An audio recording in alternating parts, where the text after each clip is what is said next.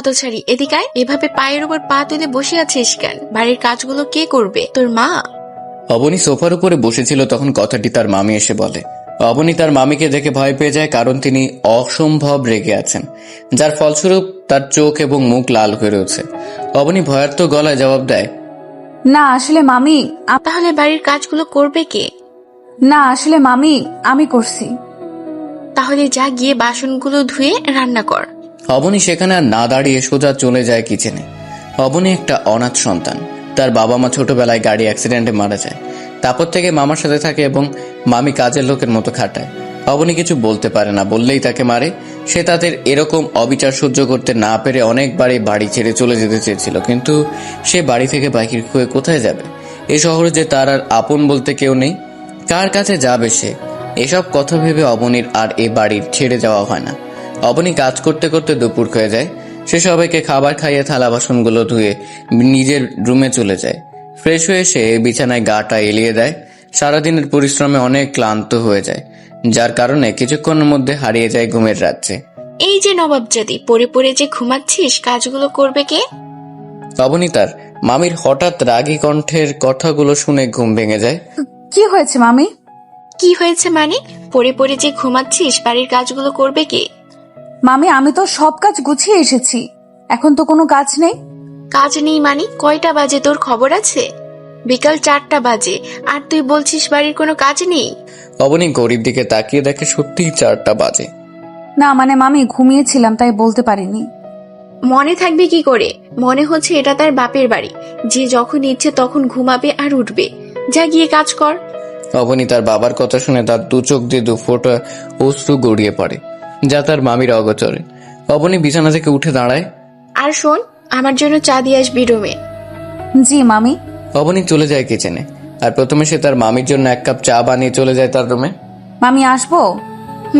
আস। আপনার চা। রাগ। অবনী চায়ের কাপটা রেখে চলে আসতে যাবে, তখন এই অবনী শোন, জি মামি। যারা স্কুল থেকে এসেছে কিনা দেখ। সে যদি স্কুল থেকে আসে তাহলে তাকে খাবার দিস। আচ্ছা মামি। অবনী সেখান থেকে চলে আসে জারার রুমে। এসে দেখে জারা স্কুল থেকে ফিরছে। যারা কখন আসলি? এই তো মাত্র। তো খাবার খাবি? খাবার খাবো না তো কি খাবো? তোমার মাথা। অবনী আর কিছু না বলে কিচেনে চলে আসে, আর খাবার নিয়ে আবার চলে আসে জারার রুমে। যারা তোর খাবার। রাখো, আমি হাত ধুয়ে আসছি। অবনী খাবার প্লেটটা টেবিলের উপর রাখে, আর যারা এসে খেতে বসে। যারা খাবার প্লেটটা হাতে দিয়ে সাথে সাথে অবনীর মুখের উপর ফেলে। অবনী কিছু বুঝে ওঠার আগে এসব হয়ে গেল। এইগুলো কি খাবার? ঠান্ডা কেন? যারা চিৎকার শুনে তার মা তার রুম থেকে চলে আসে। কি হয়েছে রে মা? এভাবে চিৎকার করছিস কেন? চিৎকার করবো না? এই ফকিনীর বাচ্চা, এগুলো কি খাবার এনেছে? অবনী মাথা নিচু করে দাঁড়িয়ে আছে। তখন তার গালে কিছু একটা অনুভব করলো। তার মামি তার গালে থাপ্পড় মেরেছে। সে গালে হাত দিয়ে দাঁড়িয়ে আছে আর কান্না করছে। আই হতছাড়ি, তুই খাবারগুলো গরম করে আনতে পারিসনি? আমার মেয়েটা সারাদিন পরে এসে ঠান্ডা খাবার খাবে?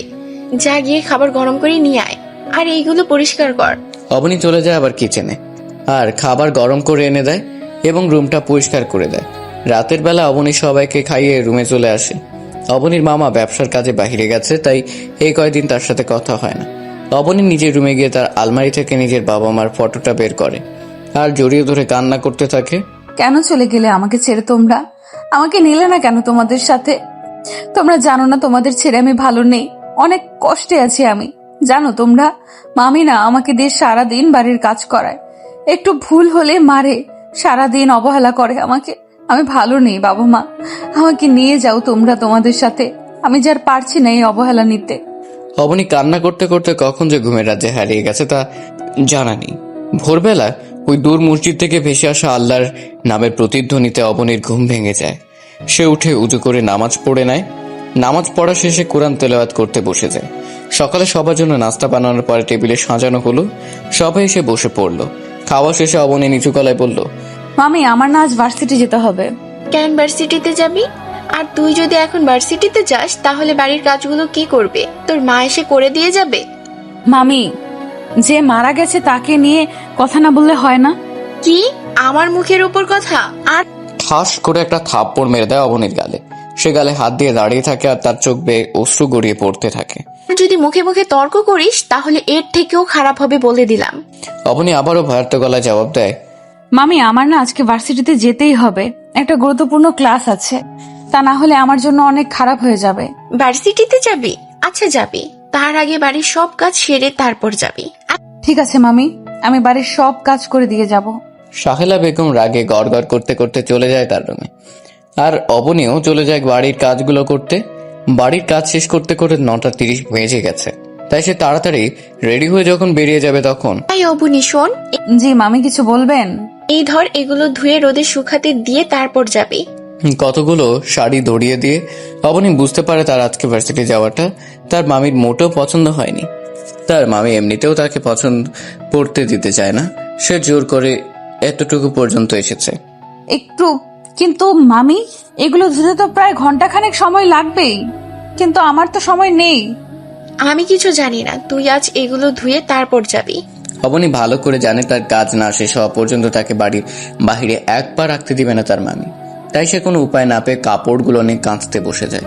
কাপড়গুলো কাঁচতে কাঁচতে প্রায় 1 ঘন্টা লাগে। সে সেগুলো রোদে শুকাতে দিয়ে মামির কাছে বলে বেরিয়ে পড়ে। তার বাড়ি থেকে তার ভার্সিটি 10 টাকার ভাড়া, তাই অবনী প্রায় সময় হেঁটে যায়, কিন্তু আজকে আর হেঁটে যাওয়ার কোনো উপায় নেই। এমনিতে তার দেরি হয়ে গেছে, তার উপর হেঁটে গেলে তো আরো দেরি হয়ে যাবে, তাই সে একটা রিক্সা নিয়ে চলে যায় ভার্সিটিতে। May I come in sir? Yes coming. Abani ভিতরে ঢুকে পড়ে। অবনী, তোমার এত দেরি হলো কেন আজকে? আসলে স্যার কিছু কাজ ছিল তাই দেরি হয়ে গেছে, আর হবে না স্যার। আচ্ছা ঠিক আছে, যাও গিয়ে সিটে বসো। অবনী গিয়ে তার বান্ধবী মাহির পাশে বসে পড়ে। কি রে ফোননি, কি খবর তোর? এই তোরে কতবার বলবো আমাকে ফৈন্নি বলবি না? আমার বাবা মা আমার আকিকা করে এত সুন্দর একটা নাম রেখেছে মাহি, তুই সেটা না বলে শুধু ফৈন্নি বলে ডাকছিস কেন? ডাকছি বেশ করেছি, আরো ডাকবো, তোর কোনো সমস্যা? থাক বোন, তোরে আর কিছু কমো না, এবার একটু চুপ করে থাক, ক্লাসে মন দে। অতঃপর দুজনে ক্লাসে মনোযোগী হয়। একে একে তারা সকল ক্লাসগুলো করে। ক্লাস থেকে বাহির হবার পরে অবনী, স্যার যেতে বলছে। কোথায়? অফিসে। কালকে রাতে আমার কাছে একটা মেসেজ আসে, সেখানে লেখা ছিল তার সাথে যেন ভার্সিটির শেষে দেখা করি। আচ্ছা চল। তারা দুজন নিজেদের মধ্যে কথোপকথন করতে করতে চলে আসে অফিসে। May I come in sir? Adnan সাহেব চেয়ারে কেস ফাইল ঘাটছিলেন, হঠাৎ সামনে তাকায়। ও তোমরা আসো। তারা দুজন ভিতর গিয়ে 2টা চেয়ারে বসে পড়ে। বলো কি খাবে, চা না কফি? স্যার আমরা এখানে খেতে আসিনি, কি জন্য ডেকেছেন সেটা বলুন। আচ্ছা ঠিক আছে, যে জন্য ডেকেছিলাম তোমরা যত দ্রুত সম্ভব তোমাদের কাজটা শেষ করো। স্যার চেষ্টা করছি, আশা করি অতি দ্রুত শেষ হয়ে যাবে। গুড। আর সবসময় নিজেদের কাছে পিস্তল রাখবে, কারণ এখন সন্ত্রাসীদের সংখ্যা বাড়ছে, তারা কখন তোমাদের উপর আক্রমণ করে বসে তা ঠিক নেই। ঠিক আছে স্যার। আর আমাদের চিনবে কিভাবে তারা? আমাদের তো পরিচয় নেই। তোমাদের নাম পুরো সিআইডি তে সিক্রেট, কেউ জানে না যে তাদের দুজন লেডি অফিসার রয়েছেন। আচ্ছা ঠিক আছে স্যার, আমি তাহলে আসি, আমার আবার দেরি হয়ে যাচ্ছে। ওকে, টেক কেয়ার। তারা দুজন বাহিরে চলে আসে। রে ফৈনি, তুই ভেতরে একটা কথাও বললি না কেন? প্রথমত তুই আমারে আর ফকিন্নি বলবি না, দ্বিতীয়ত তুই যেখানেই থাকবি সেখানে আমার কথা বলার কোনো প্রশ্নই আসে না। আচ্ছা আমি যাই রে। যাই মানে? তুই প্রথমে আমার সাথে খাবার খাবি, তারপর যাবি। না রে, আজকে না, অন্য একদিন।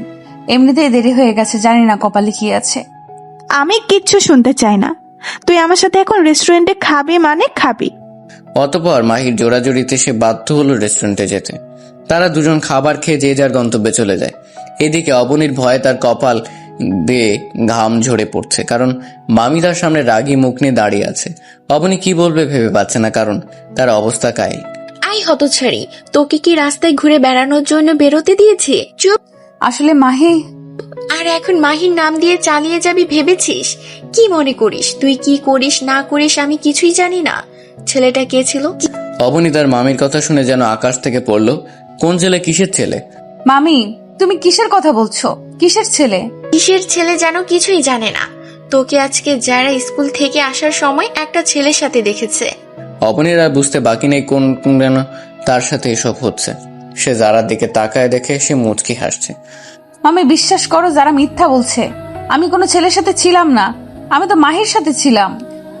কি? তার মানে আমি মিথ্যা বলছি? মা বিশ্বাস করো, আপুকে আমি একটা ছেলের সাথে দেখেছি, আর আপু কিনা আমাকে মিথ্যাবাদী বানিয়ে দিল।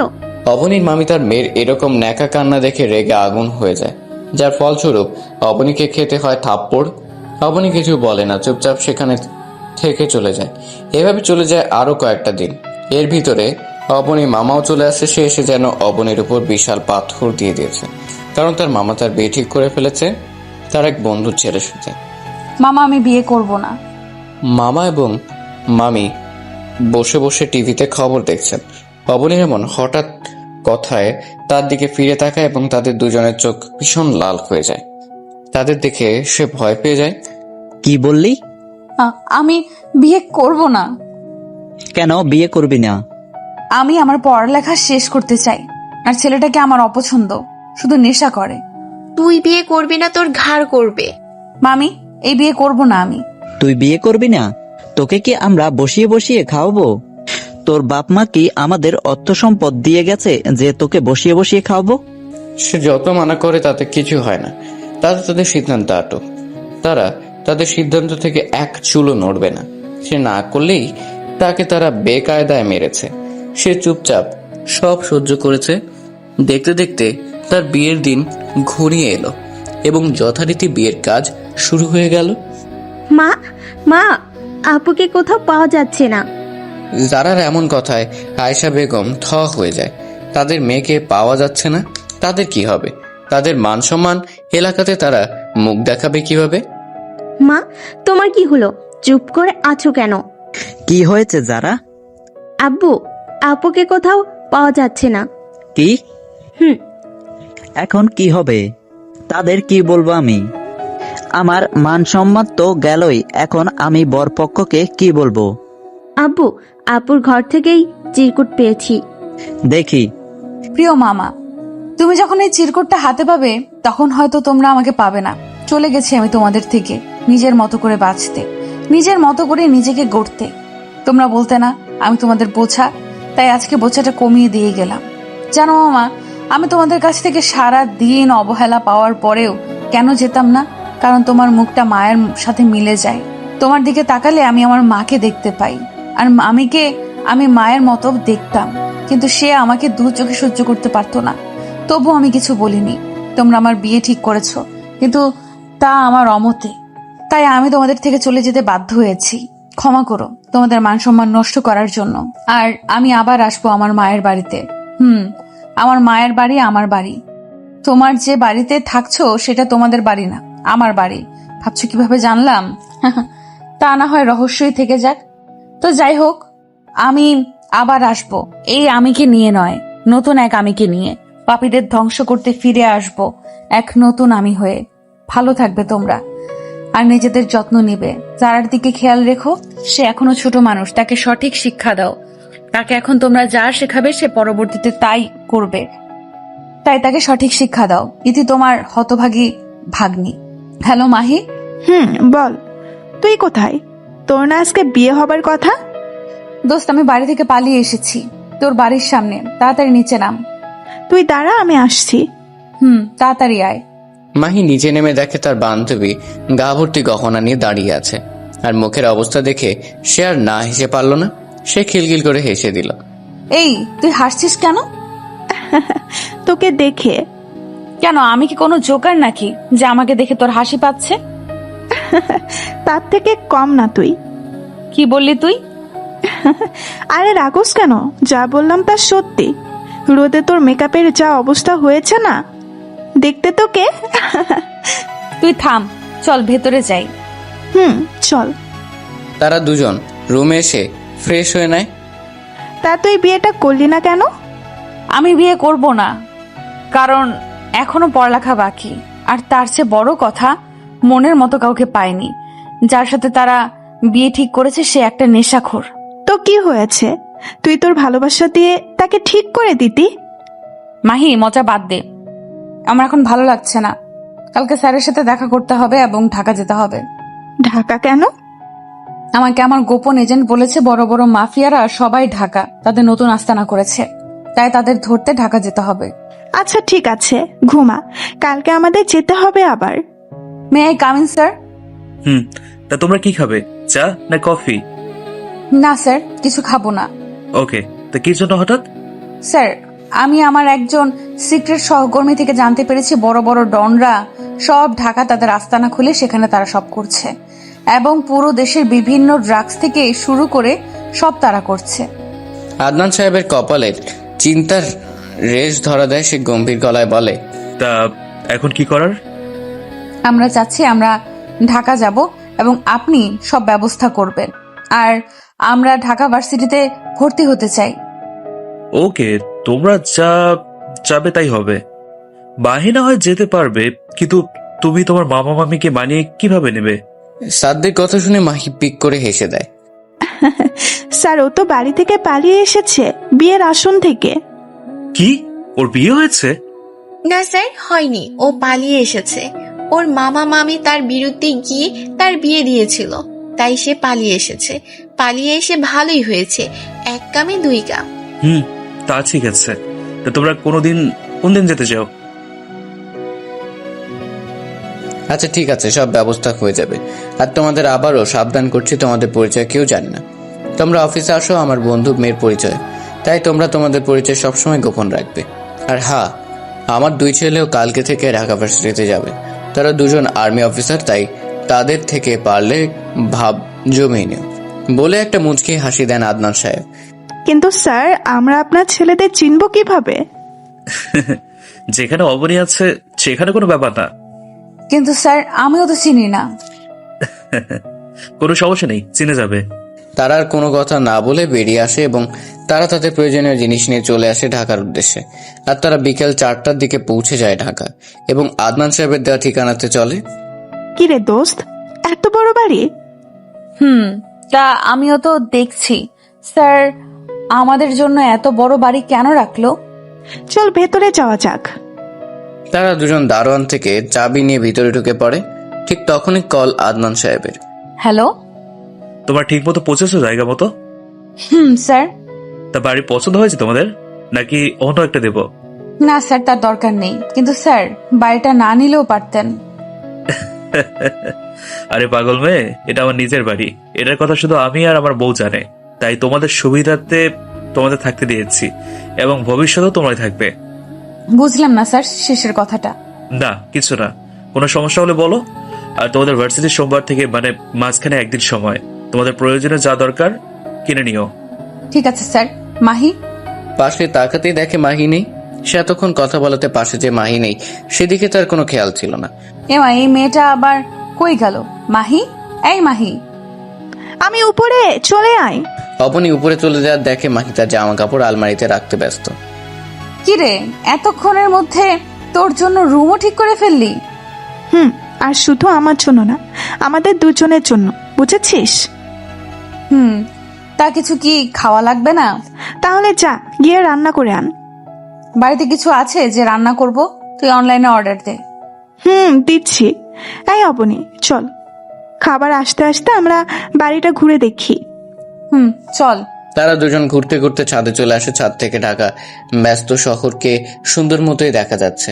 এ হচ্ছে ঢাকা ব্যস্ত শহর। মানুষ তাদের জীবিকা নির্বাহের জন্য নিজের গ্রাম, নিজেদের আপনজনদের রেখেই ব্যস্ত শহরে আসে। আবার কেউ ঘুরতে আসে। বড় লোকটা তাদের উপর ধারি করে। প্রায় সন্ধ্যে নেমে এসেছে এই ব্যস্ত শহরে। কেউ এখন ছুটে চলছে বাড়ির দিকে সারাদিনের রোজগার নিয়ে, আবার কেউ ছুটে চলছে তাদের চাকরিতে। মানুষের জীবনটা একটা যুদ্ধক্ষেত্র, যেখানে তাকে প্রতি সেকেন্ড লড়াই করে বেঁচে থাকতে হয় এই ব্যস্ত শহরে। এই ব্যস্ত শহরে কেউ একদিন না খেলেও একজন এসে জিজ্ঞেস করবে না খেয়েছে কিনা। সবাই তাদের নিজেদের নিয়ে ব্যস্ত, তাই তাদেরকে বেঁচে থাকার জন্য লড়াই করতে হয়। আমার জীবনেও লড়াই ক্ষেত্র, সেখানে আমি প্রতিনিয়ত লড়াই করে বেঁচে আছি সবার সাথে। তার মতো করে মানিয়ে নেওয়ার চেষ্টা করছি, কিন্তু আমি মনে হয় ব্যর্থ। এই অবনী, দেখ তো, এই 2টা ডেলিভারি বয় না? অবনী দাঁড়িয়ে দাঁড়িয়ে কথাগুলো ভাবছিল। তখন মাহি জোর ধাক্কা দিয়ে কথাটা বলে। তার কথা মতো আমি নিচে তাকিয়ে দেখি 2টা ছেলে বাড়ির গেট দিয়ে বাড়িতে আসছে। তাদের দেখে বোঝা যাচ্ছে না ডেলিভারি বয়, কিন্তু তবুও মেনে নিতে হয়। তারা 2জন ডেলিভারি বয়। তাহলে দেরি করছিস কেন? চল, নিচে গিয়ে খাবারগুলো নিয়ে নেই। তুই যা, আমি আসছি। তাড়াতাড়ি আসবি। ওকে বাবা, যা। মাহি নিচে চলে আসে এবং কিছুক্ষণের মধ্যে ছেলেগুলো চলে যায়। অবনী চলে আসে নিচে আর 2জনে খেয়ে নেয়। সূর্য পশ্চিম আকাশে হেলে পড়েছে। আকাশ চারদিকে নেমে আসছে ঘন অন্ধকার। মাহি চল ছাদে যাই, এই ব্যস্ত শহরের সন্ধ্যাটা উপভোগ করি। চল। তারা দুজনে চলে যায় ছাদে। সন্ধ্যায় ঢাকা শহরকে যেন অন্যরকম লাগছে। চারদিকে লাল নীল সবুজ বাতি জ্বলছে আর গাড়ির ব্যস্ততা, যেন এক মনোনীয় পরিবেশ। তারা দুজন সন্ধ্যা উপভোগ করে নেমে আসে নিচে এবং 10টা নাগাদ গল্প করে শুয়ে পড়ে। পরের দিন সকালবেলা উঠে তারা তাদের প্রয়োজনীয় কাজ সেরে নেয়। দেখতে দেখতে বিকেল হয়ে যায়। এই অবনী, আমি শপিং এ যাব, তুই যাবি? যাব। আমারও শপিং করতে হবে কিছু। বাড়ি থেকে আসার সময় তো কিছু আনতে পারিনি। তাহলে চল দুজনে একসাথে যাই। চল। তারা দুজন রেডি, চলে যায় শপিং করার উদ্দেশ্যে এবং তারা তাদের প্রয়োজন মোতাবেক শপিং সেরে নেয়। এই তোর আর কিছু লাগবে মাহি? না, আমার আর কিছু লাগবে না। তাহলে চল। তারা দুজন বেরিয়ে পড়ে শপিং সেরে। এমন সময় অবনী সজোরে গিয়ে কারোর সাথে ধাক্কা খায়। অবনী নিচে পড়ে যায়। সরি ম্যাম, আমি আসলে দেখতে পাইনি আপনাকে। কোনো ছেলের কণ্ঠ পেয়ে অবনী উপরে তাকায়। তখন কালকে সে ডেলিভারি বয় দুজন অবনীকে মাহি এতক্ষণ দাঁড় করিয়ে দিয়েছে। ম্যাম সরি, আসলে আমি আপনাকে দেখতে পারিনি। আচ্ছা ঠিক আছে, কিন্তু তোমরা দুজন এখানে কেন? ধন্যবাদ ম্যাম, আমরা আসলে কিছু শপিং করার জন্য এসেছি। ও, তা তোমাদের নাম তো জানা হলো না। আমি আবির, আর এ হচ্ছে আমার ছোট ভাই আবির। আপনার দুইজন ভাই? জি ম্যাম, আর এখানে অবাক হবার কি আছে? ঠিকই তো আছে। মাহি তুই এত অবাক হলি কেন? না এমনি, চল বাড়ি যাব। চল। তারা দুজন বেরিয়ে আসে বাড়ির উদ্দেশ্যে, আর অন্যদিকে তারা দুই ভাই তাদের যাওয়ার দিকে এক মনে চেয়ে থাকে। এই তুই কি দেখছিস এত? কই কি দেখছি? তুই আমাকে বলছিস কেন? তুই নিজেও তো তাকিয়েছিলি এতক্ষণ। কই, আমি তাকিয়েছিলাম। আর ভুলে যাস না, আমি তোর বড় ভাই, সম্মান দিয়ে কথা বলবি। আসছে আমার বড় ভাই, সম্মান দিয়ে কথা বলবি। চল ভাই, তোর সাথে আমি পারবো না। পারবি না তখন লাগতে আসিস কেন? সেটাই আমার ভুল হয়ে গেছে, এখন চল। চল। তারা দুজন শপিং করে তাদের বাড়িতে চলে যায়। এই অবনী, ছেলে দুইটা কি হ্যান্ডসাম না? তারা দুজন শপে মাত্র বাড়িতে এসে নিজেদের রুমে গিয়ে বসলো। এর মধ্যে মাহির এরকম কথা শুনে তার দিকে তাকায় অবাক দৃষ্টিতে। এরকম করে তাকিয়ে আছিস কেন? এতে এত অবাক হওয়ার কি আছে? না সেটা না, দুজন বলছিস কেন? কাকে পছন্দ হয়েছে সেটা বল, নাকি দুজনকেই পছন্দ হয়েছে? আরে না, দুজনকে না। আর কি যেন নাম, আবিদ। আবিদ, তাকে পছন্দ হয়েছে। আর আবির না কি যেন নাম, তাকে তোর জন্য রেখে দিলাম। আচ্ছা তুই প্রেম কর, না হয় তাকে বিয়ে করে নে, আমার কোনো সমস্যা নেই। কিন্তু ভুলে যাবি না আমরা এখানে একটা মিশনে এসেছি। না, তা ভুলবো কেন? মিশনও কমপ্লিট করব, তার নিজের জীবন সঙ্গীও খুঁজে নিব। তোর যা ইচ্ছা তা কর, কিন্তু ছেলেগুলো তো ডেলিভারি বয়।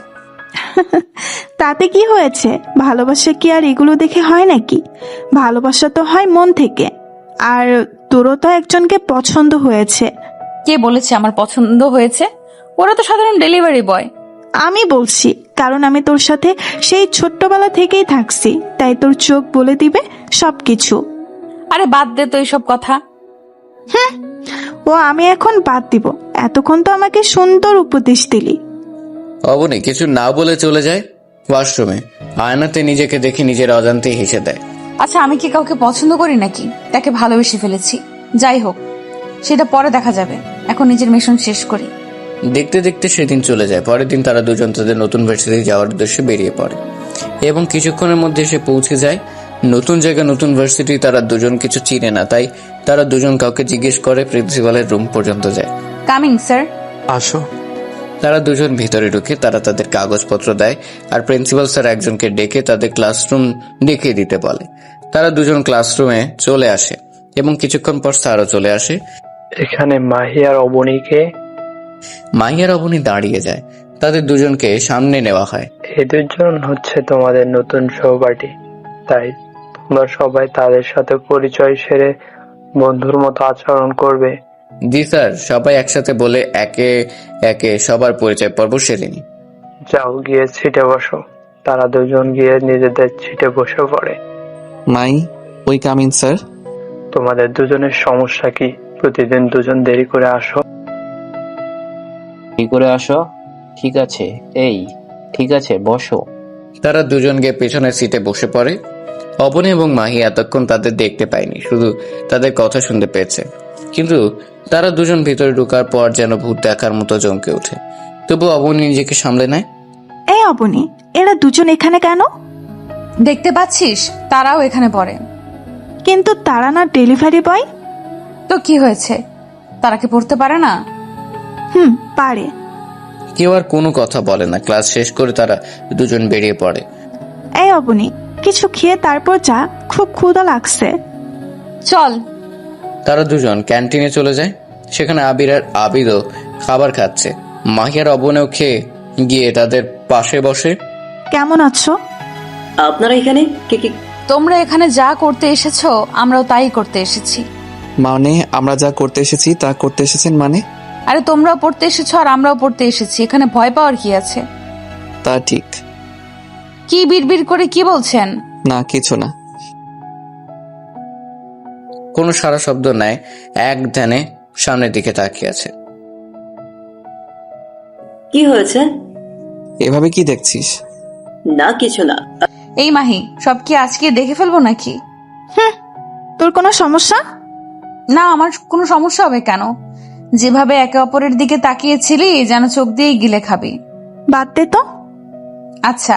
তারা সবাই খাবার খেয়ে যার যার মতো চলে যায়। রাতের বেলা অবনীর মোবাইলে কল আসে। এই মাহি, দেখ তো কে কল করেছে। এই স্যার কল করেছে।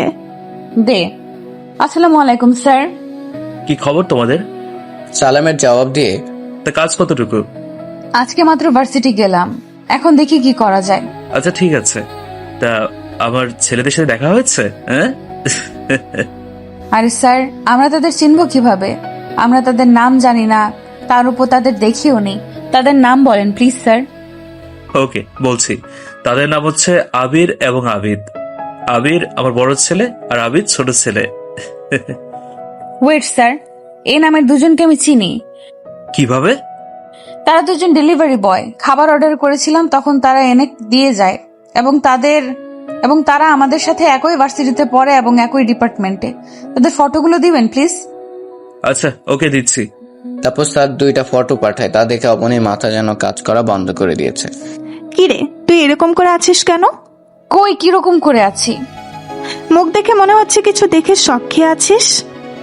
আদনান সাহেব ফটোগুলো পাঠানোর পর অবনী দাঁড়িয়ে ফটোগুলো নিখুঁত ভাবে দেখছিল। তখন উপরোক্ত কথাগুলো মাহি এসে বলে, তুই ঠিক ধরেছিস। এই যে ছবিগুলো দেখে শখ খেয়ে গেছি। দেখে কি এমন ফটো যে দেখে তুই শখ খাবি? অতঃপর অবনীর হাত থেকে মোবাইল নিয়ে নেই মাহি এবং চোখ দেয় মোবাইল স্ক্রিনের দিকে তাকায়। তারও চোখ বড় বড় হয়ে যায়। এ কি করে সম্ভব? এরা তো সেই ডেলিভারি বয়, আর এদের দেখে অবনী এত বড় শখ খেলো। তার চেয়েও বড় কথা, এদের ফটো অবনী পেল কোথায়? তুই এদের দেখে শখ খেলি? এরা তো সেই ডেলিভারি বয়, আর তুই তাদের ফটো কোথায় পেলি? তারা শুধু কি ডেলিভারি বয়? তা নয় তো কি, তারা কি কোনো রাজ্যের প্রিন্স নাকি? মাহি, মজা করবি না। তুই তাদের পোশাক দেখ। মাহি এতক্ষণ শুধু মুখগুলো দেখে অনেক কিছু চিন্তা ভাবনা করে ফেলেছে, কিন্তু গায়ের পোশাকের দিকে নজর দেয়নি। তাই সে নজর মোবাইলের স্ক্রিনের উপর এবং তার চোখ আরো বড় বড় হয়ে ওঠে। আর এদের গায়ে তো আর্মি পোশাক, তাহলে কি তারা? ঠিক ধরেছিস, আর্মি অফিসার। আর আমাদের স্যারের ছেলে। কি, স্যারের ছেলে? তাহলে তারা ডেলিভারি বয় হলো কেন? ভুলে যাস না, আমরা যেরকম মিশনে এসেছি তেমনি তারাও এখানে মিশনে এসেছে। আচ্ছা চল তো, খাবো, প্রচুর ক্ষুধা লাগছে। এসব নিয়ে পরে ভাবা যাবে। তোর তো শুধু খাই খাই, চল। অতঃপর তারা দুজন খেয়ে ঘুমিয়ে পড়ে। হ্যালো, আসসালামু আলাইকুম আব্বু। ওয়ালাইকুম আসসালাম। কেমন আছিস? আলহামদুলিল্লাহ ভালো আছি, তুমি কেমন আছো? আম্মু কেমন আছে? আমিও ভালো আছি, আর তোর আম্মুও ভালো আছে। আবিদ কোথায়? এই তো কম্পিউটারে গেমস খেলছে। কি গেমস খেলছে মানে? তোরা মিশনে গেলি আর সে গেমস খেলছে? আচ্ছা ঠিক আছে, তোদের কাজ কতটুকু গিয়েছে? আব্বু মাত্র আজকে ভার্সিটি গেলাম, চিন্তা করো না, আশা করি কিছুদিনের মধ্যে সন্ত্রাসীদের শনাক্ত করতে পারবো। আমিও সিআইডির দুজনকে পাঠিয়েছি, তারাও একই কথা বলেছে। কি, তুমিও দুজনকে পাঠিয়েছো? ভুলে যাস না, কাজটা সিআইডি টিমের উপর এসেছিল। আর তোদেরও আমি পাঠিয়েছি, তোদের কর্নেলের সাথে যোগাযোগ করে। তা ঠিক। আচ্ছা, তারা ছেলে না মেয়ে? তারা দুজনই মেয়ে, সব দিক দিয়ে পারফেক্ট আছে। কিসের পারফেক্ট আছে আব্বু? না কিছু না, তোরা তোদের কাজ দ্রুত শেষ কর, তারপর তোদের বিয়ে দিতে হবে। তো আব্বু তুমি আছো শুধু বিয়ে নিয়ে। দ্রুত কাজ শেষ কর। বলেই লাইন কেটে দেয় আদনান সাহেব। এই তুই সারাদিন কম্পিউটারের ভিতরে পড়ে থাকিস কেন? জানিস না আমরা এখানে একটা মিশনে এসেছি? আরে বাদ দে তো, মিশন পড়া হবে, আগে নিজের জীবন সঙ্গী খুঁজে নেই। জীবন সঙ্গী মানে? তুই মাহির কথা বলছিস? দেখ, তার ফেসবুক আইডি মাহি চৌধুরী হলো। কি তুই এতক্ষণ বসে বসে এগুলো করছিস? তোর আবার ভাবি আসলো কোথা থেকে? বেশি ঢং করিস না, মনে করছিস কি আমি কিছু জানি না? বাদ দে, চল ঘুমিয়ে পড়ি। তুই ঘুমিয়ে পড়, আমার কাজ আছে। ওকে। এই মাহি ওঠ, আর কত ঘুমাবি? আর একটু ঘুমাই। আর একটু ঘুমাই মানে? সারা রাত ধরে চোর পাহারা দিয়েছিস? না, চোর পাহারা দিবে কেন? আবিদের সাথে কথা বলেছি। কি তুই আবিদের সাথে কথা বলেছিস মানে? ওফ, তোর জন্য একটু ঘুমাতেও পারবো না। আর আমি আবিদের সাথে কথা বলেছি, অন্য কারোর সাথে না তো। এতে এত অবাক হওয়ার কি আছে? তুই ওর নাম্বার পেলি কোথায়? আরে তুই যখন ঘুমিয়ে গেলি তখন মেসেঞ্জারে কথা হয়েছে। ও চল, ভার্সিটির সময় হয়ে গেছে। আচ্ছা তুই 5 মিনিট দাঁড়া, আমি 10 মিনিটের মধ্যে রেডি হয়ে আসি। কি হলো, বের হ, দেরি হয়ে যাচ্ছে তো। আর 2 মিনিট। 2 মিনিট করতে করতে তুই 1 ঘন্টা শেষ করে দিলি। এই তো শেষ। বাবা, এত সাজ কেন আজকে? বুঝবি না, চল। না, আমি বুঝবো কেন, চল। তারা দুজন বেরিয়ে পড়ে ভার্সিটির উদ্দেশ্যে। কিছুক্ষণের মধ্যে তারাও পৌঁছে যায় ভার্সিটিতে। গিয়ে দেখে আবির এবং আবিদ বসে আছে গাছের নিচে। তারা দুজন তাদের পেছনে গিয়ে দাঁড়ায় এবং অবনী আস্তে করে বলতে থাকে, সিআইডির এসিপি আদনান সাহেবের সন্তান আর্মি অফিসাররা কিনা শেষ পর্যন্ত ডেলিভারি বয় হয়ে গেল। অবনীর এরকম কথা শুনে আবির এবং আবিদ ঘাবড়ে যায়, যার ফলস্বরূপ তারা পিছনের দিকে তাকায় এবং অবনী এবং মাহিকে দেখতে পায়। কি কি কি বলছেন আপনারা? আর্মি অফিসার, সিআইডি, আমরা কিছু বুঝতে পারছি না। এত সাধু সাজা লাগবে না। আর্মি অফিসার আবিরের উপর ডেলিভারি বয়। আবির আর আবিদ কিছু বলে না। হঠাৎ করে অবনী এবং মাহিকে দুজনে জড়িয়ে ধরে। আবির অবনীকে আর আবিদ মাহিকে এরকম হঠাৎ করে জড়িয়ে ধরাতে অবনী কিছুটা ঘাবড়ে যায় এবং চোটার চেষ্টা করে। অন্যদিকে মাহি তো আবিদকে নিজে থেকে জড়িয়ে ধরেছে।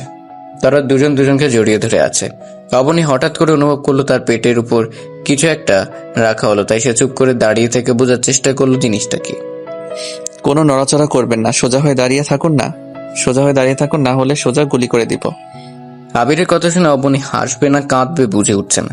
যে জীবন খেলায় তারা নেমেছে সেখানে মৃত্যুকে ভয় করতে নেই। সেখানে একটাই নিয়ম হয়, মারো না হয় মরো। মিস্টার আবির, আপনারা আমাদের গুলির ভয় দেখাচ্ছেন, আর এগুলো আমাদের কিছুই করতে পারবে না। আমাদের পরিচয় জানলেন কিভাবে? আমরা সিআইডি অফিসার, তাই কারোর পরিচয় জানতে বেশি সময় লাগে না। কি সিআইডি অফিসার? আবির চোখ বড় বড় করে তাকিয়ে কথাটা বলে। কেন, কোনো সন্দেহ আছে নাকি? তাহলে দেখুন। বলে মাহি তার ব্যাগ থেকে আইডি কার্ড বের করে দেখালো। এবার বিশ্বাস হলো? হ্যাঁ, গতকাল রাতে আব্বু বলেছে সিআইডির অফিসার 2 জন পাঠিয়েছে। ও হ্যালো মিস্টার আবির, আর কতক্ষণ জড়িয়ে রাখবেন? এবার তো ছাড়ুন। ও হ্যাঁ, সরি। ঠিক আছে, ওকে, যা হওয়ার হয়েছে, এবার কাজের কথায় আসি। এই তোরা দুজন দুজনকে ছাড়। জড়িয়ে ধরে রেখেছে, যেন ছাড়লেই চলে যাবে। ঠং দেখলে বাঁচি না। তোরা তো চলে কেন? তুই পারলে ধরে রাখ না, বাধা দিছে কে তোকে? হ্যাঁ, চাইলে ধরতে পারেন। হ্যাঁ, চাইলে ধরতে পারেন। বোন আমার, এখানে আস, কথা আছে। আচ্ছা আসছি। তো কাজের কথায় আসি।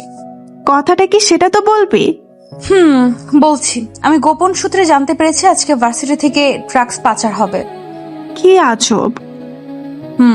আজকে, তাই আজকে রাতে আমাদের সবাইকে আবার একসাথে হতে হবে। কিন্তু কোথায়, কি হলো? ভার্সিটির পেছনে যে পুকুরটা আছে সেখানে। আর তোমাদের নাম্বার দাও। কি, এভাবে তোমাকে তো আমি কোনো নাম্বার দেইনি। চিন্তা কর না, ও হ্যাকিং ভালো পারে, তাই তোমাদের সাধারণ নাম্বার বের করা তার কোনো ব্যাপার না। ও আচ্ছা, তোমাদের নাম্বার দাও। নাও, 0161036। আর তোমারটা? মাহি আবিদকে উদ্দেশ্য করে বলে। ও ঠিক আছে। এই অবনী, ওই ছেলেটা আমাদের ভিডিও করছে। কোথায়? ওই যে গাছের পেছনে দেখ। অবনী আর বাকি সবাই গাছের পিছনে তাকাতেই ছেলেটা দিল দৌড়। আরে ধর ছেলেটাকে। সবাই উঠে ছেলেটার পিছনে দৌড়াতে থাকে, কিন্তু ছেলেটা বেশি দূরে যেতে পারে না। সবেমাত্র ভার্সিটি থেকে বের হয়ে কিছুটা গিয়ে আর ধরা পড়ে যায়। ধরা তো পড়বেই, কারণ তারা আর্মি এবং সিআইডি অফিসার। তাদের থেকে কি দৌড়ে পালিয়ে যাওয়া যায়? বলবো না। বলবি না? আচ্ছা। ঠাস করে একটা দেয় অবনী। কার লোকের গায়ে হাত দিয়েছে জানোস না, তোদের জানে মেরে ফেলবে। এই একে নিয়ে বেঁধে রাখ দেখি, তার কোন বাপ তাকে বাঁচায়। কিন্তু তাকে কোথায় রাখবো? চিন্তা কর না, তাকে আমরা আমাদের বাসায় রাখবো এবং তার থেকে জবাব নিব। তা ঠিক হবে। চলো তাকে নিয়ে তোমাদের বাসায় যাই। ছেলেটাকে নিয়ে তার 4 জন চলে আসে বাড়িতে এবং তাকে আলাদা একটা রুমে চেয়ারের সাথে বেঁধে রাখা হয়। তার এখনো জ্ঞান ফিরেনি। তারা তাকে রাস্তায় পিটে অজ্ঞান করে ফেলেছে। ওর এখনো জ্ঞান ফিরেনি, চলো রুমে গিয়ে বসি। চলো। তারা সবাই রুমে যায়, গিয়ে অবনী এবং মাহির কপাল কুঁচকে যায়। এটা রুম নাকি অন্য কিছু, নাকি গরু ছাগলের থাকার জায়গা? তোমরা দরজায় দাঁড়িয়ে আছো কেন? ভেতরে আসো। এটি কি কোনো মানুষ থাকার রুম? কেন, আমরাই তো থাকি। তাহলে রুমটার এই অবস্থা কেন? ব্যাচেলার তো, তাই রুমের যত্ন হয় না, যখন যেটা যেভাবে পারি রেখে দিই। ও, রুম গুছাও। তারা সবাই রুম গুছিয়ে আবার চলে যায় ছেলেটার কাছে। এখনো জ্ঞান ফিরেনি তার। কি মারাই না মেরেছে। এই আবিদ, এক জগ পানি নিয়ে আয়। আবির পানি এনে আবিরের হাতে দেয়, আর আবির ছেলেটার মুখে ঢেলে দেয়। সাথে সাথে ছেলেটা চমকে উঠে যায়। তোরা আমাকে এখানে বেঁধে রেখেছিস, যদি বদ জানতে পারে তোদের জানে মেরে ফেলবে। তাই জানের মায়া থাকলে আমাকে ছেড়ে দে। আমাদের জানের মায়া? আরে আমরা যখন এই চাকরিতে ঢুকেছি তখন নিজেদের জীবনের মায়া ত্যাগ করেছি, আর তুই আমাদের মরার ভয় দেখাচ্ছিস? আমরা তো ঠিকই তোর বসকেও খুঁজে বের করে মেরে ফেলবো, কিন্তু তোকে এখন আমাদের হাত থেকে কেউ বাঁচাতে পারবে না। আমার বসকে মারবি তোরা? আরে তোদের মতো সব আর্মি সিআইডি আমার বসের পায়ের তলে থাকে, আর সেখানে তোরা তাকে মারবি? আরে তাকে দেখলে তো দেশ এমপি মন্ত্রীরা পর্যন্ত চেয়ার ছেড়ে দেয়, আর সেখানে তোরা। যত হাসার হেসে নে। এই আবিদ, আমার যন্ত্রপাতিগুলো নিয়ে আয় তো। আবির একটা বাক্স এনে রাখে আবিরের পাশে। আবির বাক্সটা খুলে এবং তার থেকে লোহার রড বের করে এবং জলিয়ার হাতুড়ি বের করে। তোদের একটাকে ধরতে পেরেছি, এখন তোর থেকে জানতে পারবো বাকি সবকিছু। ও আমি মরে গেলেও তো বলবো না। কে? আবিদ, ওর হাতটা এনে টেবিলের উপর রাখ। আবিরের কথা মতো আবির ছেলেটার হাত ধরে টেবিলের উপর রাখে। আবির তাতে একটা জলি রেখে হাতুড়ি দিয়ে একটা বাড়ি দেয়। সাথে সাথে শোনা যায় একটি আর্ত চিৎকার, কিন্তু সে চিৎকার কারো কানে যায় না। ভালোই ভালোই বলে দে, না হলে এর থেকেও খারাপ হবে। মেরে ফেললেও বলবো না। ওকে তাহলে মরেই যা, কিন্তু তোকে এত সহজে মারবো না, কষ্ট দিয়ে মারবো।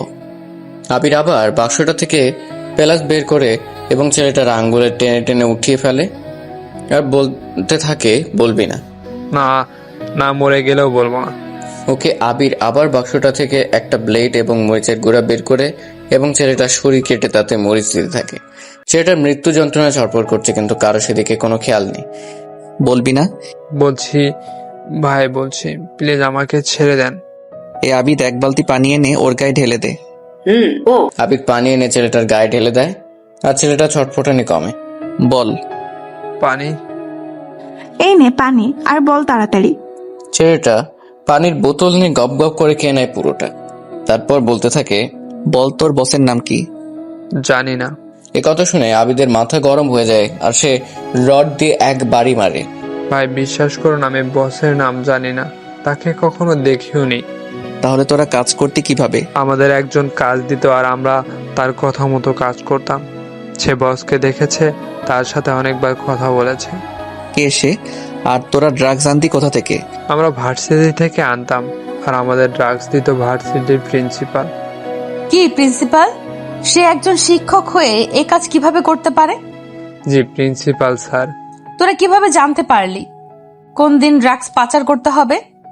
তারা আমাদের একটা চিঠির মাধ্যমে জানিয়ে দিত, এবং আজকে রাতেও ড্রাগস পাচার করবে।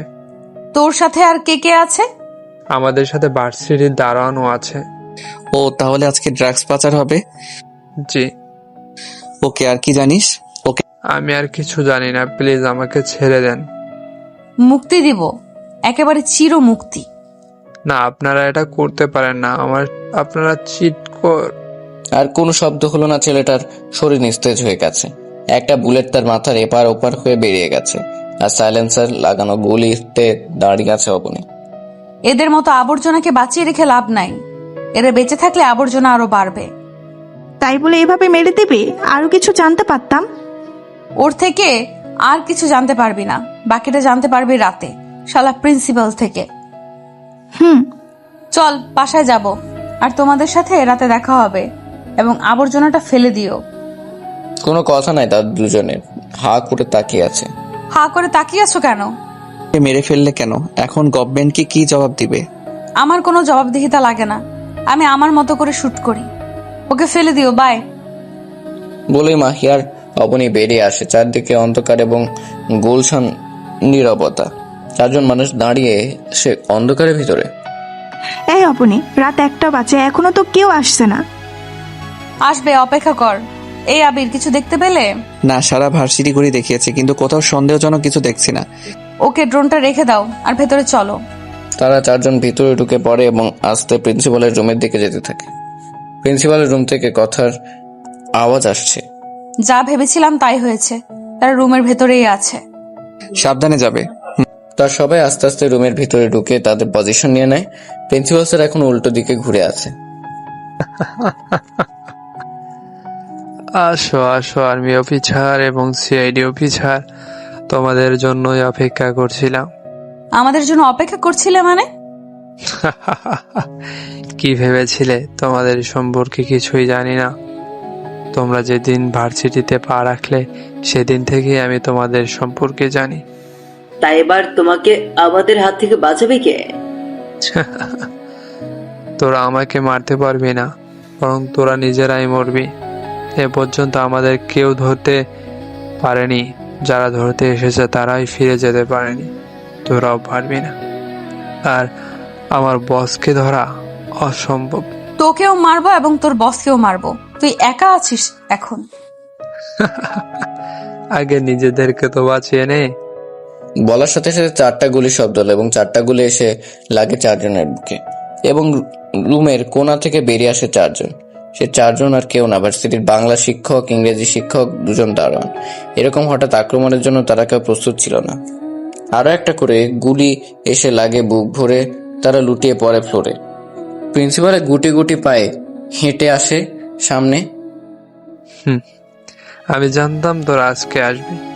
কিভাবে জানিস তোরা? যখন আমার লোক আরিফকে ধরেছিস ঠিক তখনই জেনে গেছি যে সে ধরা পড়েছে। কিভাবে জানলাম জানিস? তার শার্টের বোতামে একটা চিপ ছিল। তোরা যখন তাকে ধরে পিটিয়েছিস তখন সেটা ভেঙে যায়। তখন আমি জানতে পারি সে ধরা পড়েছে এবং সব বলে দিবে, আর তোরা এখানে আসবি। তাই আমি আগে থেকেই সব রেডি করে রেখেছি। আর তোরা এখানে এসেছিস মাত্র 2 দিন হলো, আর এসে আমার টক্কর দিচ্ছিস। আরে আগে আমাদের সম্পর্কে জান, বোঝ, তারপরটাই লড়তে আসিস। তারা আর কিছু শুনতে পায় না, চোখ জোড়া বন্ধ হয়ে আসছে না, আর পারছে না চোখ খোলা রাখতে। চোখ বন্ধ হয়ে গেল। এই যা, লোক ডেকে এদের রাস্তায় ফেলে দিয়ে আয়। এমনিতে আর কিছুদিন থাকলে মারা যাবে। শালা আমাদের ধরতে এসেছে, তোরা এসে এদের রাস্তায় নিয়ে ফেলে দিয়ে আয়। তারা এসে ওদের 4জনকে নিয়ে যায় এবং রাস্তায় ফেলে দেয়। এই চুপ, কোনো কথা বলবি না। বস কল দিয়েছে। Hello boss. কাজ কতটুকু হয়েছে? বস, তাদের খতম করে দিয়েছি। গুড, আজ আর ড্রাগস যাবে না, যে যার মতো থাকো। ঠিক আছে বস, আপনি দেশে আসবেন কবে? দেরি আছে। ঠিক আছে বস। সকালে বসে অবনীর মামা এবং মামি তার বোন টিভিতে খবর দেখছে। হঠাৎ তাদের একটা খবর চোখ আটকে যায়, যেখানে অবনী এবং মাইকে দেখাচ্ছে সাথে 2টা ছেলেকে। নিচে হেডলাইনে বড় বড় করে লেখা, গতকাল রাতে বাংলাদেশ ট্রাক পাচারকারীদের হাতে ধরতে গিয়ে সিআইডি অফিসার অবনী জাহান এবং সিআইডি অফিসার মাহি চৌধুরী অনু আর আর্মি অফিসার আবির এবং আদিব ঘটনাস্থলেই মারা যায়। আমরা তাদের অফিসার চিহ্নিত করেছি। সিআইডির গোপন অফিসার ছিল অবনী জাহান এবং মাহি চৌধুরী অনু। তাদের সম্পর্কে তাদের এসিপি ছাড়া আর কেউ জানে না। আর আর্মি অফিসার দুজন ছিল এসিপির সন্তান। এতটুকু পরে অবনীর মামা ভেঙে পড়ে। অবনী মায়া গেছে ভাবতেই তাদের কষ্ট হচ্ছে। তার থেকে বড় কথা, সে একজন সিআইডি অফিসার ছিল, কিন্তু ক্ষমা চাওয়ার সময় তাদের দিল না। অবনী চলে গেল তাদের ছেড়ে ওই আকাশে তারার মাঝে। অন্যদিকে আবির এবং আবিদের মায়ের ও একই অবস্থা, তাকে কোনোভাবে ঠিক রাখা যাচ্ছে না। কিন্তু আদনান সাহেবকে দেখলে মনে হবে না তার ছেলে এবং তার মেয়ের মধ্যে দুজন অফিসার মারা যায়নি। সে নিজেকে স্বাভাবিক রেখেছে। আর মাহির জন্য তো কেউ কাঁদবে না, কারণ সে এতিম আর কেউ নেই এই নিষ্ঠুর পৃথিবীতে, শুধুমাত্র অবনী ছাড়া।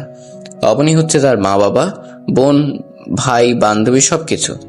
তাই তার জন্য সে ছাড়া কাদার আর কেউ নেই। কিন্তু সে নিজেও চলে গেছে তার সাথে না ফেরার দেশে। তাহলে তার জন্য কাঁদবে কে? আবিদও তো চলে গেছে তার সাথে ওই দূর আকাশে। তাহলে কে কাঁদবে তার জন্য? কেউ কাঁদবে না, কেউ কাঁদবে না। এই নিষ্ঠুর পৃথিবীতে সবাই তার নিজের স্বার্থের জন্য খুঁজবে তাকে, ভালোবেসে কেউ তাকে খুঁজবে না। হ্যাঁ, নিষ্ঠুর পৃথিবীর নিয়মটাই এরকম। প্রয়োজনে সবাই কাছে টেনে নেয়, আর প্রয়োজন শেষে সবাই দূরে চলে যায়। কেউ তখন বাংলাদেশের কাছে রাখতে চায় না, সবার কাছে সে বোঝা হয়ে যায়। তখন সে ছুটে নতুন গন্তব্যে, নতুন স্বপ্নের আশায়, স্বপ্ন করে বাঁচার আশা নেই। কিন্তু আমি কি নিয়ে থাকবো এই নিষ্ঠুর পৃথিবীতে? কাকে নিয়ে বাঁচার স্বপ্ন দেখবো? সবাই যে স্বার্থপর, প্রয়োজন শেষে সবাই দূরে ঠেলে দেবে। তাহলে কাকে বিশ্বাস করে বাঁচবো? কাকে কাকে কাকে প্রশ্নটা থেকেই যায়। এই আর কত ঘুমাবে?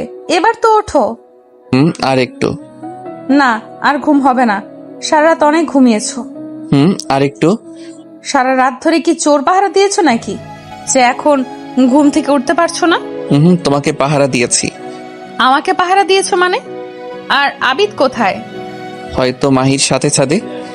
ও, এই কারণে শাকচুন্নিকে সকালবেলা ঘুম থেকে উঠে দেখিনি। এখন এইদিকে আসো। কেন? আমি এখন যেতে পারবো না, নাস্তা তৈরি করতে হবে। আর ভুলে গেছো নাকি আজকে স্যার আসবে? ও বাবা, কিসের স্যার বাবা বলবে, বুঝছো? না, বুঝি না। বুঝলে নাই, তুমি এইদিকে আসো। না, যাবো না, তোমার মতলব খারাপ। আরে না, কোনো খারাপ মতলব নাই, আসো। আচ্ছা, এই এসেছি, এখন কি বলবে বলো। আবির একটা নেয়, অবনীকে নিজের বুকের উপর নিয়ে নেয়। এই তুমি বলছো কেন খারাপ মতলব নাই? এখন এগুলো কি? কোথায় কি হচ্ছে? আমি তো শুধু তোমাকে জড়িয়ে ধরলাম।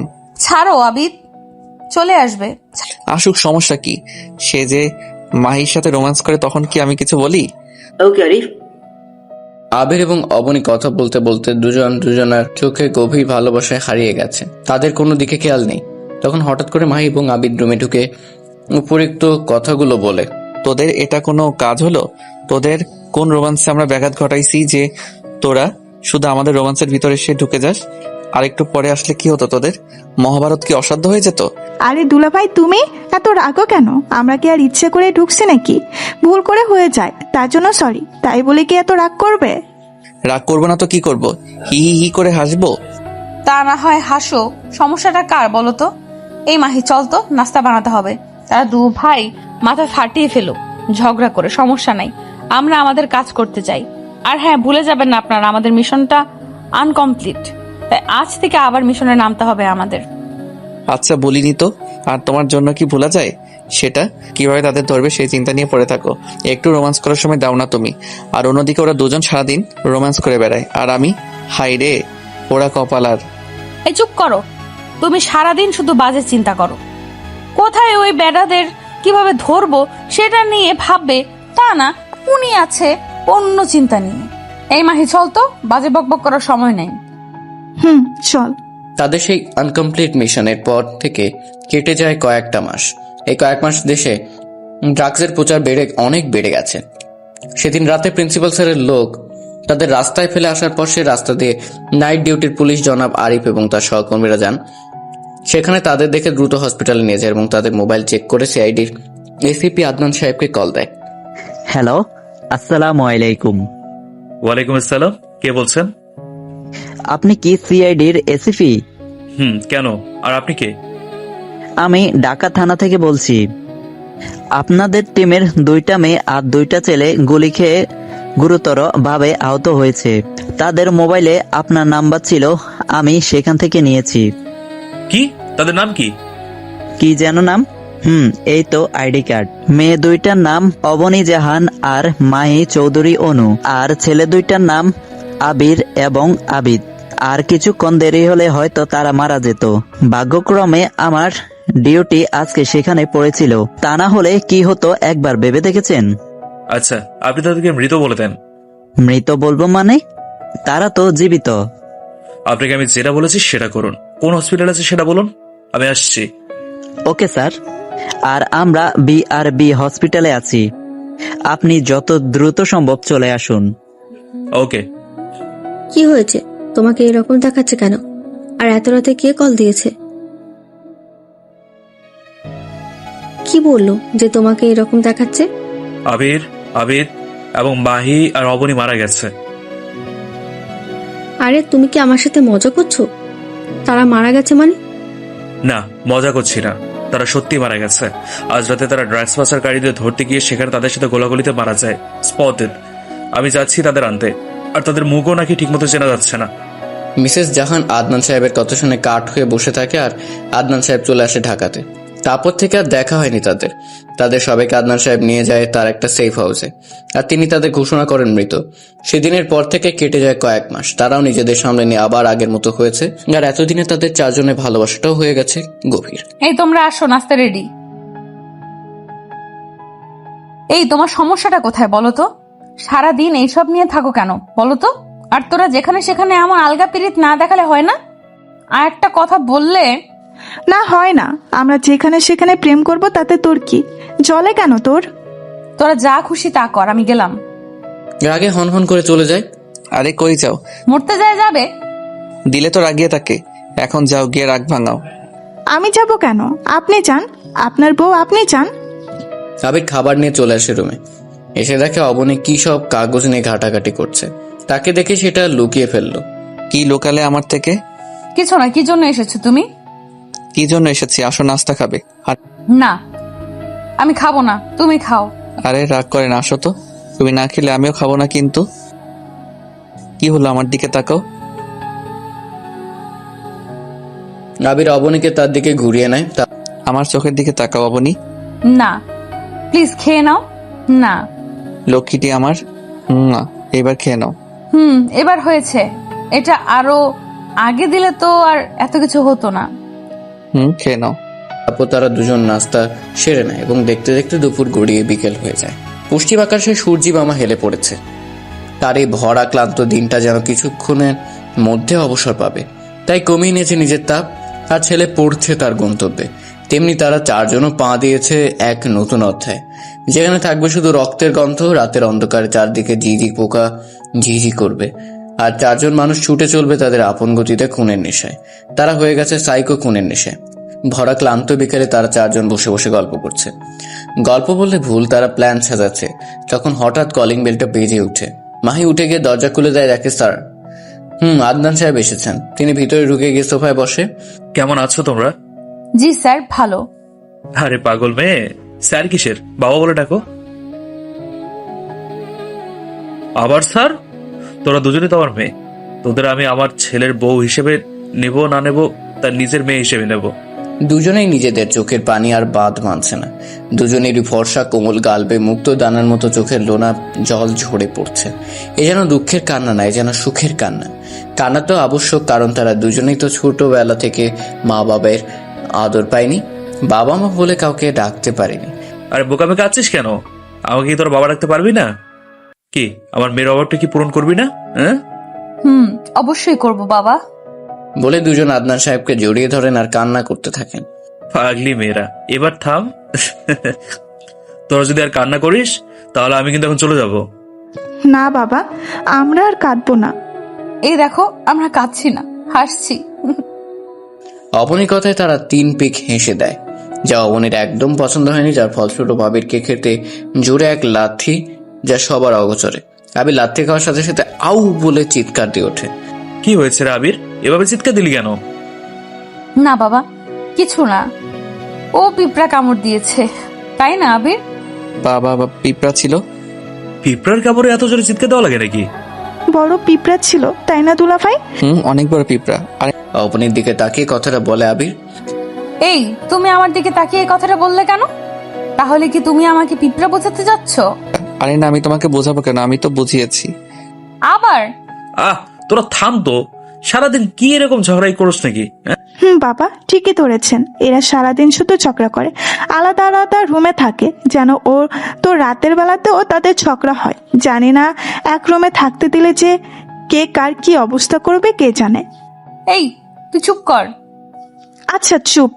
হায় আল্লাহ, এরা নাকি সিআইডি আর আর্মি অফিসার? হ্যাঁ, কপালে হাত দিয়ে আদনান সাহেব কথাটা বলে। ভূতের মুখে নাম লক্ষণ। বাপ্পা, তুই কোনো সময় কাজের কথা বলেছিস, আজ হঠাৎ কাজের কথা? আরে চুপ করতো তোরা। কাজের কথা আসি, দেশে যে ড্রাগস বাজার বাড়ছে সেদিকে কোনো খবর আছে তাদের? সারাদিন শুধু ঝগড়া করিস। আপনার দুই ছেলে আর মাহি সারাদিন গল্প নিয়ে পড়ে থাকে, আর এইসব বিষয়ে আমাকেই ভাবতে হয়। এই জন্যই তো তোকে আবার এত ভালো লাগে।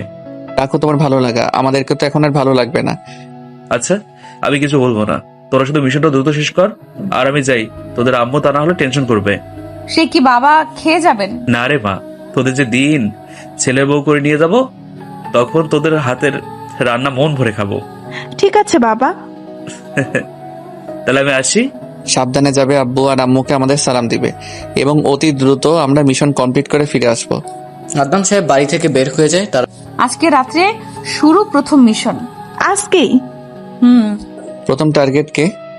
দারোয়ান আকবর আলী। কিন্তু সে এখন কোথায় আমরা জানবো কিভাবে? তুমি তো একজন হ্যাকার, তাহলে তার ডিটেলস হ্যাক করো এবং একে একে সবার ডিটেলস হ্যাক করবে, শুধুমাত্র প্রিন্সিপালেরটা বাদে। ওকে আরিফ। তাহলে চলো সবাই সার্ভার রুমে। চলো। সবাই চলে আসে তাদের সার্ভার রুমে, আর আবিদ বসে যায় তার কাজে। অবনী বসে যায় বিশাল পর্দার কম্পিউটারের সামনে।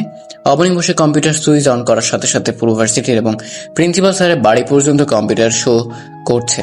তা দেখে সবার চোখ বড় বড় হয়ে যায়। এত অবাক হওয়ার কি আছে, এতগুলো সব ড্রোন শুট। তোর কাছে ড্রোন আছে? কই, আমাকে তো কখনো বললি না। মনে ছিল না, বাদ দে।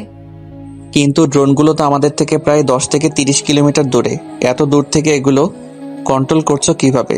এগুলো রেঞ্জ 100 কিলোমিটার, তাই এদের কন্ট্রোল করতে কোনো সমস্যা হয় না। ও এইবার মনিটরে চোখ দাও।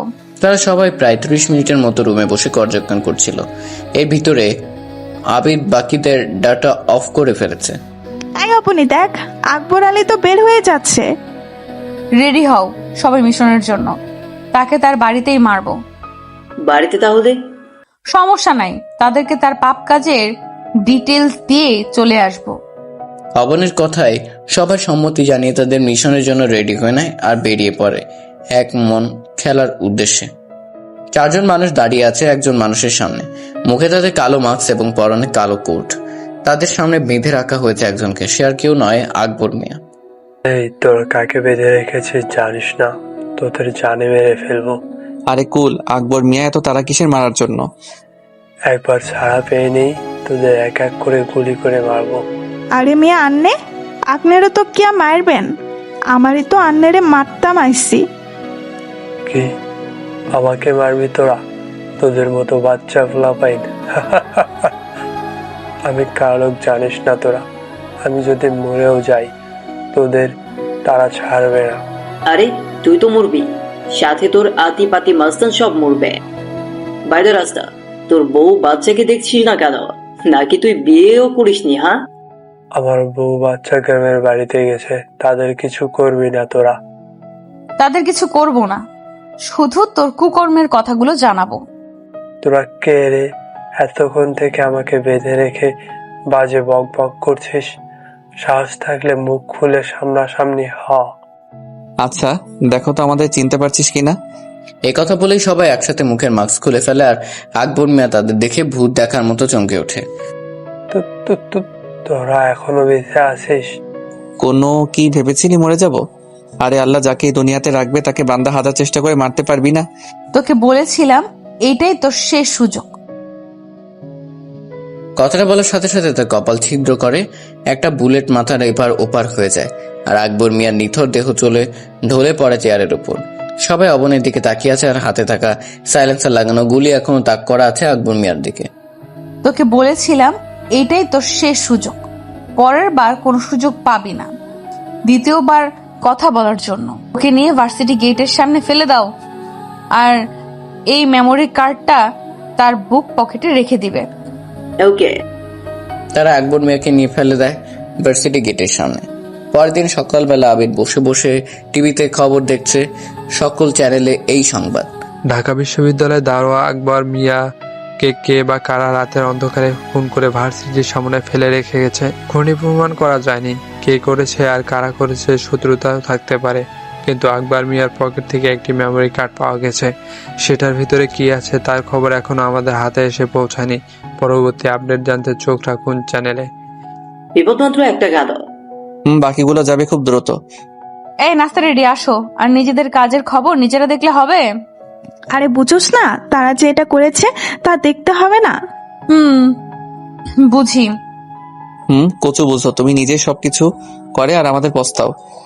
ভাইয়া ঠিক বলেছি ভাবি, সব তুমি করো আর তুমি মাহি আমাদের দোটাও। এটা কিন্তু আমরা মানবো না। মানলে মানো, না মানলে নাই। আরে বাদ দে তো মাহি, তাদের খেতে দে।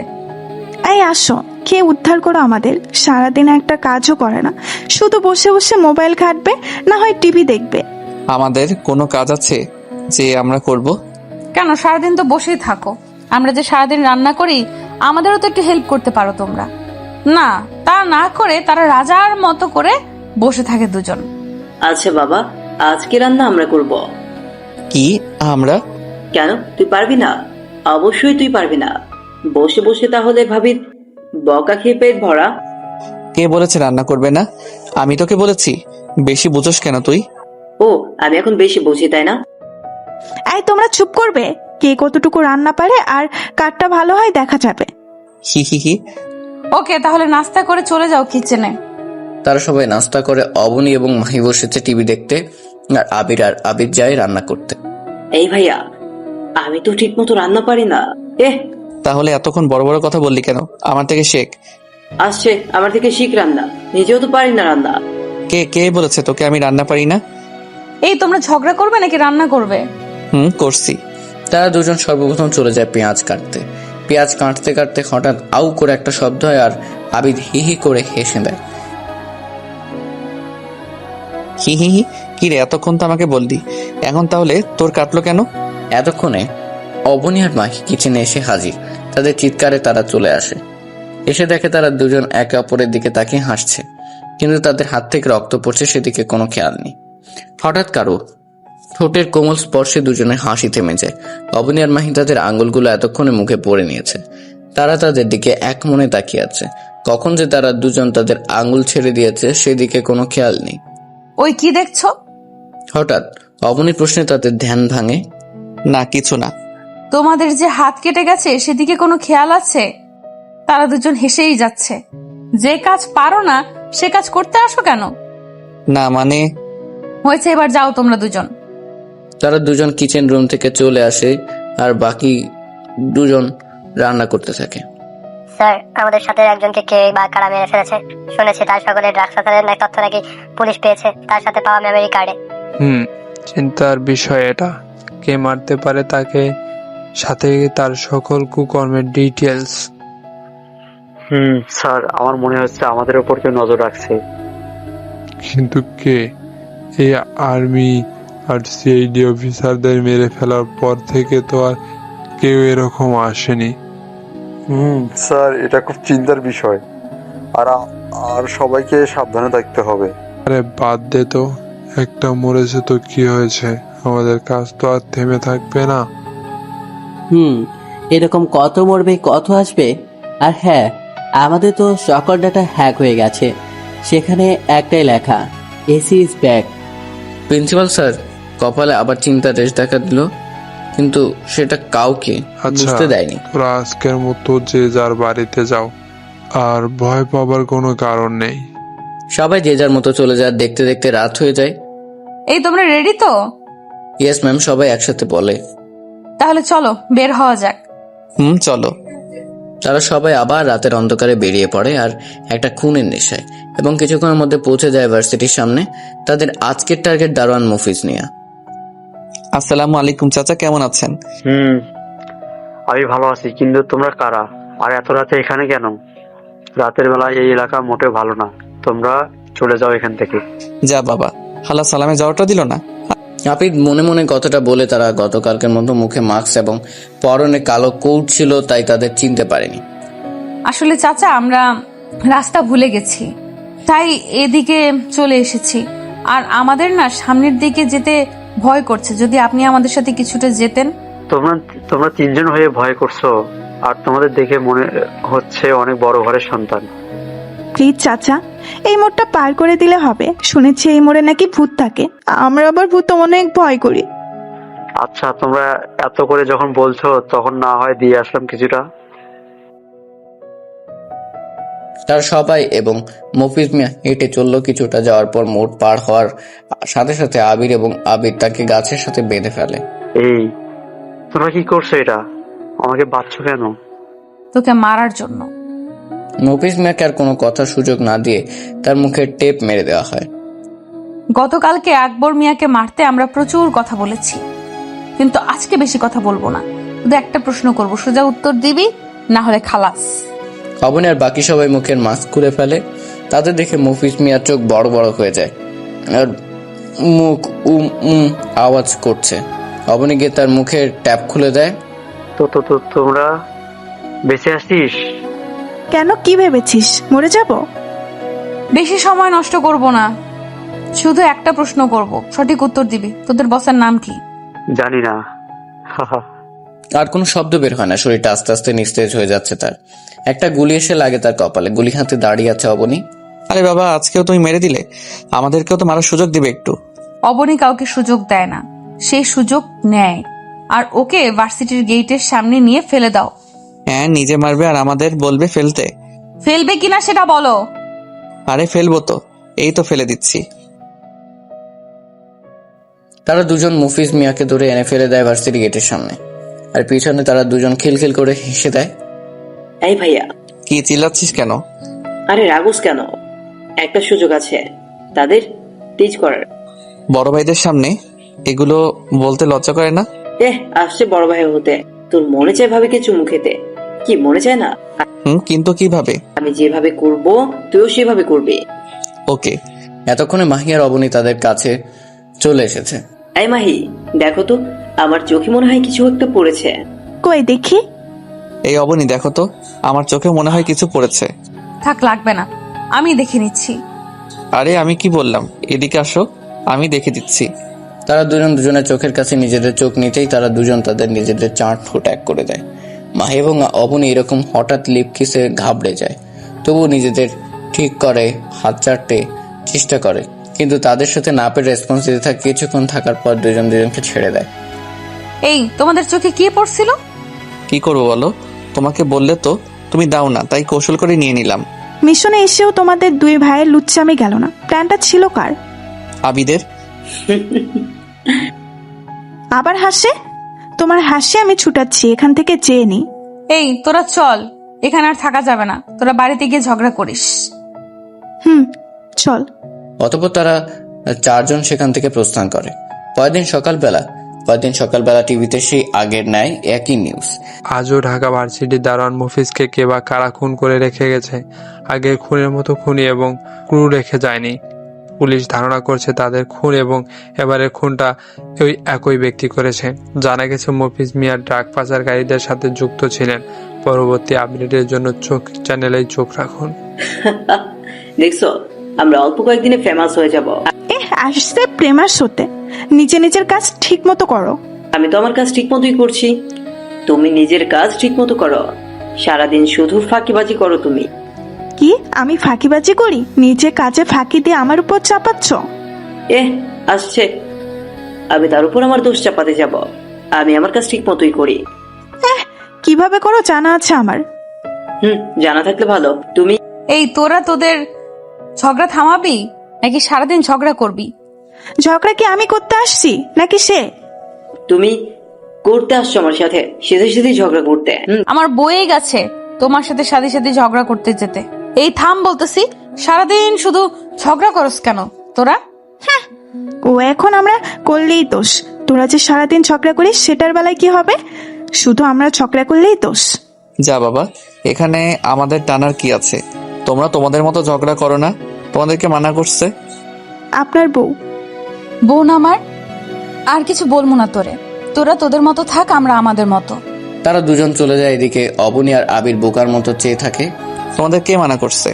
যা হবার তাই হয়েছে। স্যার, আসলে ও আমাদের একজন লোককে মেরে ফেললো। আপনি কিছু বলবেন না? হ্যাঁ স্যার, এভাবে চললে তো যে কোনোদিন আমাদেরকেও মেরে দেয়, জানা নেই। প্রিন্সিপাল স্যার গভীর চিন্তায় পড়ে যায়।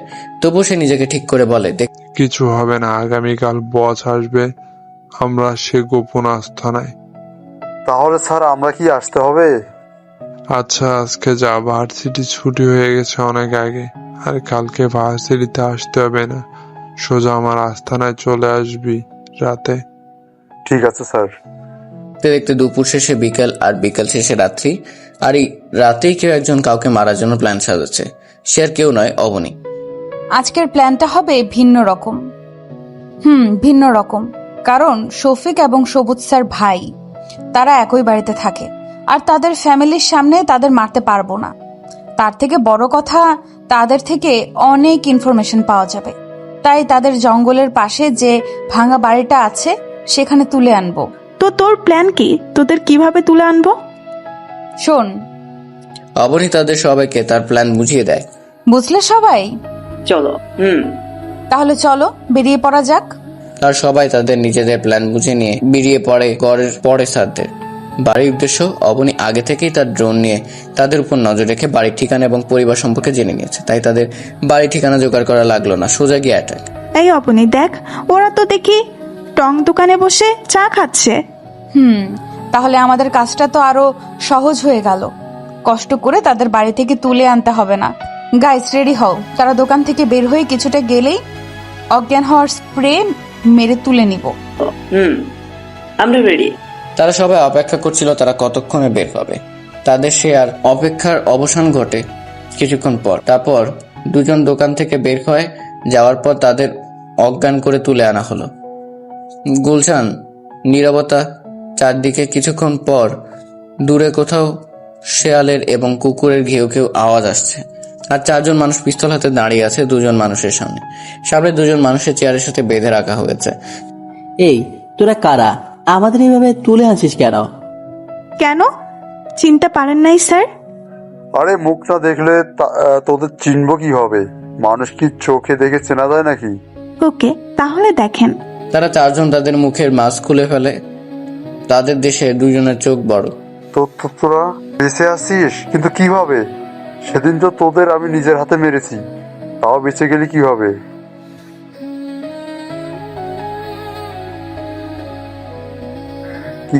কিসের প্রশ্ন আর কিসের উত্তর? আমি এত কথা বলতে পারবো না।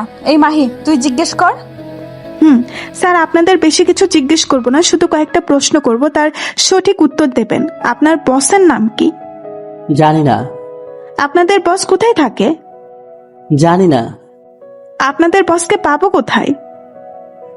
আরে জানি তো, আমরা সব প্রিন্সিপাল স্যার জানেন। ওকে মাহি, তুই সর। আবির, এবার তোমার কাজ শুরু করো।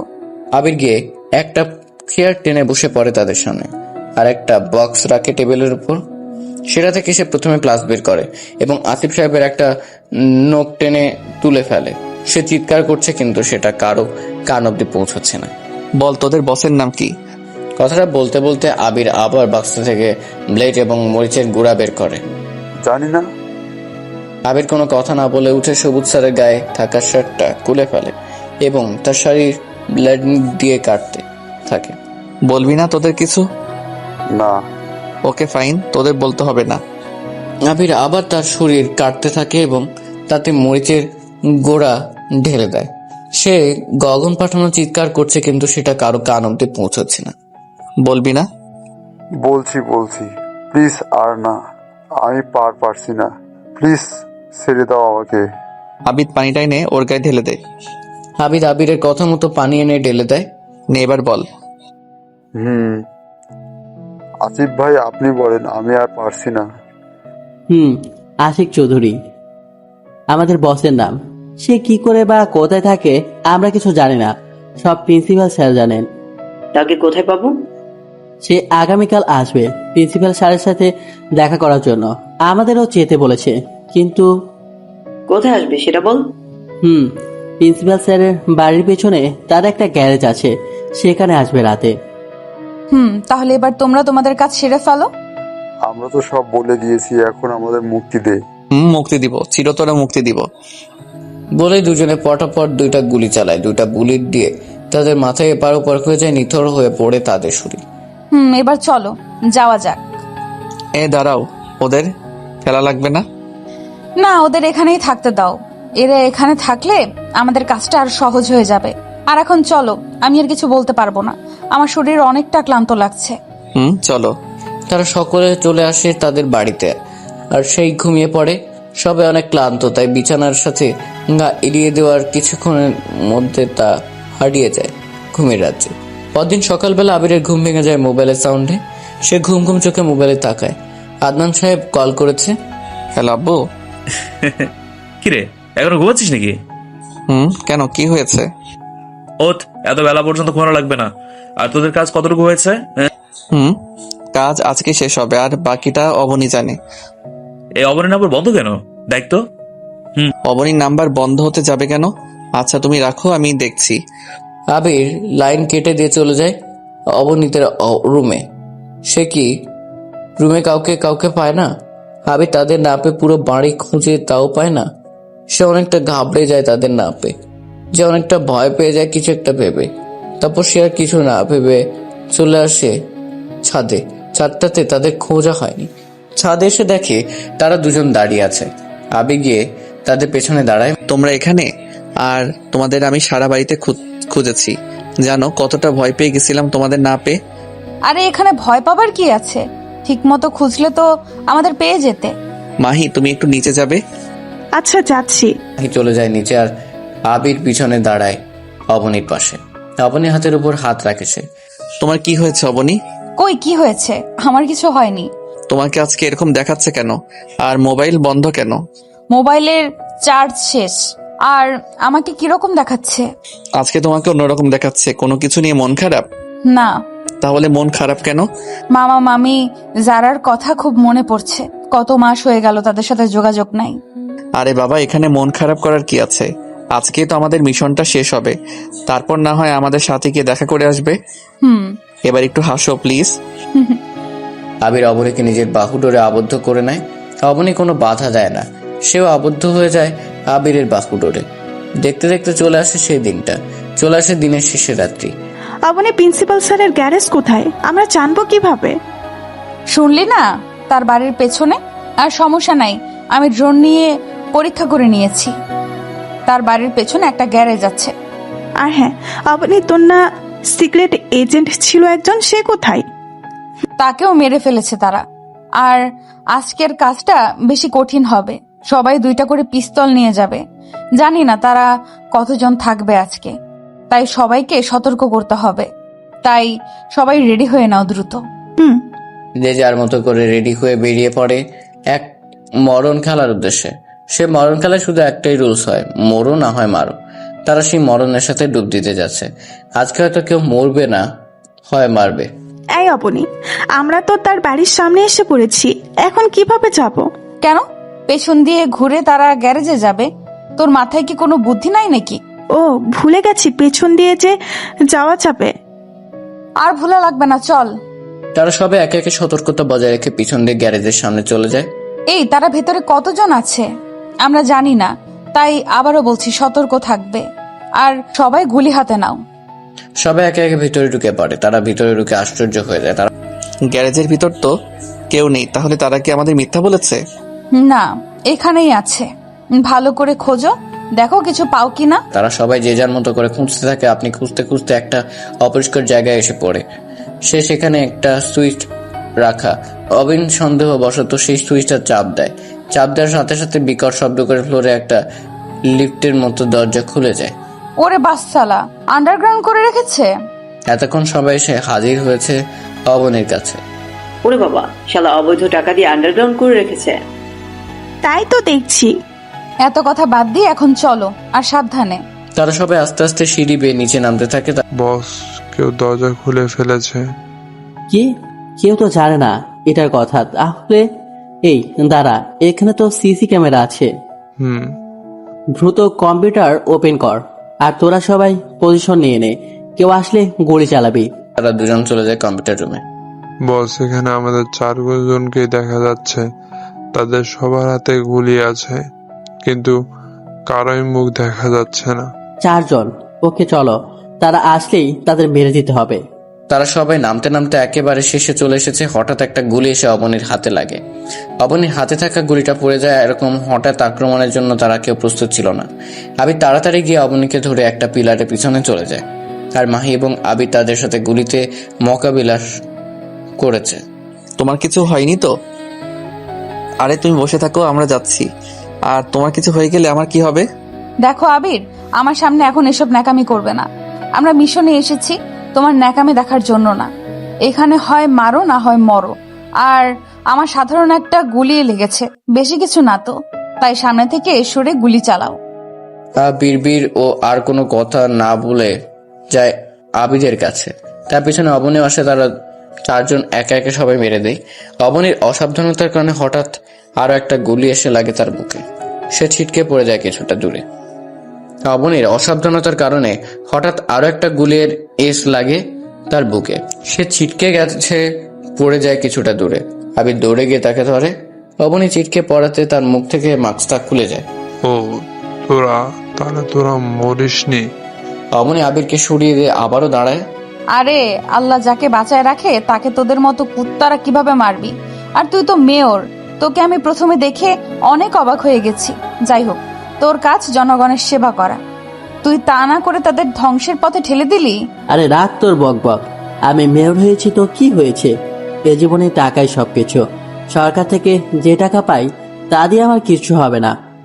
আমার ইচ্ছা এই বাংলাদেশের টপ 1 নম্বরে আমার নাম থাকবে। তার জন্য আমাকে যা করার আমি তাই করব। কথাগুলো বলার পর তাদের মধ্যে কিছুটা নীরবতা পালন করে। হঠাৎ করে একটা গুলির শব্দ হয়, আর প্রিন্সিপাল স্যার মাটিতে এলিয়ে পড়ে। অবনী গুলি তাক করে আছে সামনের দিকে।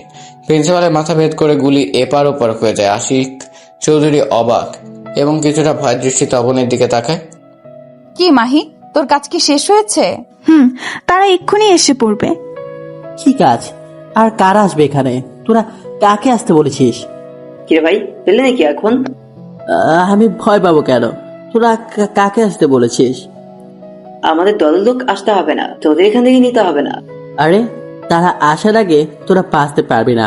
তোদের এখানেই মেরে তারপর আমি দেশ ছেড়ে চলে যাব। বলে গুলি করতে যাবে, তখন একটা বুলেট এসে লাগে তার হাতে। তার হাত থেকে গুলিটা পড়ে যায়। আরো একটা বুলেট এসে লাগে তার পায়ে। সে হাঁটু ভেঙে বসে পড়ে। তারা সবাই পেছনে তাকায়। আদনান সাহেব গুলি হাতে নিয়ে এগিয়ে আসছে, আর বাকি সবাই তাদের পজিশন নিয়ে নেয়। আর একটা গুলি গিয়ে লাগে আসিফ চৌধুরী কপালে। সে লুটিয়ে পড়ে মাটিতে। আব্বু, তুমি এসেছো? তোরা ঠিক আছিস তো? আমরা ঠিক আছি, কিন্তু অবনী ঠিক নেই, তার গুলি লেগেছে। অবনী হঠাৎ করে অজ্ঞান হয়ে যায়। তার শরীর থেকে অতিরিক্ত রক্ত যাওয়ার কারণে অজ্ঞান হয়ে যায়। আব্বু, অবনী অজ্ঞান হয়ে গেছে। তাকে তাড়াতাড়ি হসপিটালে নিয়ে চল, আর তোমরা লাশগুলোকে মর্গে পাঠিয়ে দিও। তার সবাই অবনীকে নিয়ে চলে যায় হসপিটাল এবং তাকে এমার্জেন্সি পাঠানো হয়। মিটি মিটি চোখ তুলছে অবনী। সে চোখ তুলে তার পাশে মাহিটে বসে থাকতে দেখে। চারদিকে তাকিয়ে কাউকে খোঁজার চেষ্টা করছে সে। কাকে খুঁজছিস অবনী? আবির কোথায়? পাশের রুমেই আছে। কি হয়েছে তার? তার খারাপ কিছু হয়নি তো? আর এত উত্তেজিত হচ্ছিস কেন তুই? আবির ভাইয়া ঠিক আছে। তোর শরীর থেকে অতিরিক্ত ব্লাড যাওয়ার কারণে তোর অবস্থা খুবই খারাপ হয়ে যায়। তখন ডাক্তার বলে ইমার্জেন্সি 3 ব্লাড লাগবে, কিন্তু তোর ব্লাড কোথাও পাওয়া যাচ্ছে না। ভাগ্য ভালো আবির ভাইয়ের সাথে তোর ব্লাড গ্রুপ মিলে যায়, তাই সে 3 ব্যাগ রক্ত দেওয়ার কারণে অনেকটা দুর্বল হয়ে যায়। তাই পাশের রুমে তাকে স্যালাইন দিয়ে রাখা হয়েছে। আজকে যদি আবির ভাইয়ের সাথে তোর ব্লাড গ্রুপ না মিলতো তাহলে কি হতো জানি না। আমি আবিরের কাছে যাব। দেখ অবনী, পাগলামি করবি না। তার থেকেও তুই বেশি দুর্বল, আর সে কিছুক্ষণের মধ্যেই ঠিক হয়ে যাবে। আর তুই শুয়ে থাক। না, আমি তার কাছে যাব মাহি, তুই আমাকে যেতে দে প্লিজ। দেখ অবনী, মাথা খারাপ করবি না, চুপচাপ শুয়ে থাক বলছি। সেই মুহূর্তে কেবিনের মধ্যে প্রবেশ করে আদনান সাহেব এবং তার স্ত্রী। কি হয়েছে ভাই, রেগে আছিস কেন? দেখো না আব্বু, আমি আবিরের কাছে যাব, কিন্তু মাহি আমাকে যেতেই দিচ্ছে না। না, তোর কোথাও যাওয়া লাগবে না। আবির কিছুক্ষণের মধ্যেই ঠিক হয়ে যাবে। আব্বু তুমিও বেশি কথা বলবি না, চুপচাপ শুয়ে থাক। আম্মু তুমি অন্তত বলো না আমাকে যেতে দিতে। না অবনীমা, আমার তুই কোথাও যাওয়া লাগবে না, আবির এখনই ঠিক হয়ে যাবে। আর যখন জানতে পেরেছি তোরা বেঁচে আছিস, তখন যে কতটা খুশি হয়েছি তোদের বলে বোঝাতে পারবো না। কিন্তু তোদের আব্বু আমাকে নিয়ে আসেনি, যা আজকে আনলো তাও তোদের এই অবস্থা। বেশি কথা বলো না, চুপচাপ থাকো। বেশি কথা বললে অবনীর সমস্যা হবে। আদনান সাহেব চলে যায় আবিরের রুম থেকে, গিয়ে দেখে সে বসে আছে। কিরে, তুই বসেছিস কেন? তো কি করব, স্যালাইন তো শেষ, আর শুয়ে থেকে কোনো লাভ আছে? তা ঠিক। সে হসপিটালে অবনী সুস্থ হতে আরো কেটে যায় 10টা দিন। তাকে বাড়িতে আনা হয়েছে কিছুদিন হলো। তা অবনী, তুই সুস্থ আর মিশনও শেষ তোদের, এখন তোদের বিয়েটা তো দিতে পারি। হ্যাঁ না, আমি আমার মামা মামিকে ছাড়া বিয়ে করব না। তারা আমাকে ছোট থেকে লালন পালন করে বড় করেছে, আমি তাদের রেখে আমার নতুন জীবনে পা রাখবো কিভাবে? ওকে, তুই বলতে চাচ্ছিস তুই তাদের ছাড়া বিয়ে করবি না। ওকে ফাইন, আমরা কালকেই যাব তোর মামার বাড়িতে, মানে তোর বাড়িতে। এবার হ্যাপি তুই? হ্যাপি, অনেক হ্যাপি। দেখতে দেখতে সে দিনটা চলে যায়। পরের দিন তারা সবাই মিলে রওনা হয় অবনীর মামা বাড়ির উদ্দেশ্যে, মানে অবনীর বাড়ির উদ্দেশ্যে। তারা 1 ঘন্টা জার্নির পর এসে পৌঁছায় অবনীর মামা বাড়িতে। অবনীর মামা বারান্দায় বসেছিল, এমন সময় তাদের বাড়ির দিকে একসাথে 2টা গাড়ি ঢুকায় সে কিছুটা অবাক হয়ে যায়। সে সহকারে তার স্ত্রী এবং সন্তান তাড়াতাড়ি বেরিয়ে আসে কে এসেছে দেখার জন্য। গাড়ি সে থামে তাদের সামনে। প্রথম গাড়ি থেকে নামে আদনান সাহেব এবং তার স্ত্রী, দ্বিতীয় গাড়ি থেকে নামে মাহি, আবির এবং অবনী। অবনীকে দেখে যারা দৌড়ে গিয়ে তাকে জড়িয়ে ধরে। আপু তুমি বেঁচে আছো? বলে কাঁদতে দেয় সারা। আরে পাগল, কান্না করছিস কেন? আর এই দেখ, আমি তো বেঁচে আছি। ওই দিন টিভিতে দেখিয়েছিল তোমরা মারা গেছো, জানো সেদিন কত কেঁদেছি। আপু তোমার সাথে অনেক অন্যায় করেছি, প্লিজ ক্ষমা করে দাও। আরে পাগল, কি নিয়ে তোদের ক্ষমা করব আমি? আমি কি তোর উপর রেগে আছি? না আপু, তুমি আমাদের উপর রেগে আছো, আমি জানি। রেমা, আমরা জানি তুই আমাদের উপর অনেক রেগে আছিস, প্লিজ আমাদের ক্ষমা করে দে। অবনীর হাত ধরে। আরে মামা কি করছো? হাত ছাড়ো। আমি তোমাদের অনেক আগেই ক্ষমা করে দিয়েছি। আর ভেতরে চলো, এদের কি বাহিরে দাঁড় করিয়ে রাখবে নাকি? ও হ্যাঁ, এদের পরিচয় তো বলি না। আগে এদের ভেতরে নিয়ে নাস্তার ব্যবস্থা করো, তারপর বলছি। তারা সবাই ঘরের ভিতরে প্রবেশ করে এবং আপনি আর মাহি চলে যায় কিচেনে নাস্তা তৈরি করার জন্য। কি রে অবনী, তুই এইখানে? তোরা মামি, ওদের জন্য নাস্তা বানাতে হবে তো। যা, আমি করছি। না মামি, তুমি যাও, আমি করছি। তুই এখনো আমাকে ক্ষমা করতে পারিসনি, তাই না? যে আমি তোদের জন্য সামান্য নাস্তা বানাতে পারবো না। মামি কি বলছো তুমি এগুলো? আমি তো তোমাকে ক্ষমা করে দিয়েছি সে কবে। আচ্ছা তুমি করো, আমরা যাচ্ছি। অবনী আর মাহি বেরিয়ে আসে কিচেন রুম থেকে। অবনী গিয়ে দাঁড়ায় আবিরের পাশে আর মাহি গিয়ে দাঁড়ায় আবিদের পাশে। যারা এসে দাঁড়ায় অবনীর পাশে আর কানে কানে বলে, কি আপু এরা কারা যে দুজন এসে দুজনের সাথে দাঁড়িয়েছ? দোলা ভাই বুঝি? এই যারা, তোর মুখে কি কিছু আটকায় না? যাব বাবা, সত্যি কথাই তো বললাম, তা না হলে কি কেউ এসে এরকম করে কারোর গা ঘেঁষে দাঁড়ায়? অবনী কিছু না বলে চুপচাপ দাঁড়িয়ে থাকে। কিছুক্ষণের মধ্যে মামি এসে নাস্তা দিয়ে যায়। নাস্তা খাওয়ার পর্ব শেষ হলে, কি রে অবনী, তাদের পরিচয় তো বললি না? মামি বলছি, এ হচ্ছে আমাদের এসিপি স্যার, আর উনি হচ্ছে তার স্ত্রী, আর বাকি 2 জন ওনার ছেলে। কথাটা শেষ না করতেই তারা বলে ওঠে, তোমাদের জামাই মানে আমার দোলা ভাই, তাই না মাহি আপু? অবনী আসার পর থেকে তুই কথা বললি, এবার আমরা বলি। বলো। আমরা এসেছি অবনীর বিয়ের প্রস্তাব নিয়ে। আমি অবনী এবং মাহিকে নিচের ঘরের মেয়ে হিসেবে দেখতে চাই, নিতে চাই। আমি তাদের বিয়ে দিয়ে দিতাম, কিন্তু অবনী আপনাদের ছাড়া বিয়ে করবে না। আর মাহির তো অবনী ছাড়া কেউ নেই, তাই অবনীর যে সিদ্ধান্ত মাহিরও তাই সিদ্ধান্ত। এরা আবার একে অপরকে ভালোবাসে।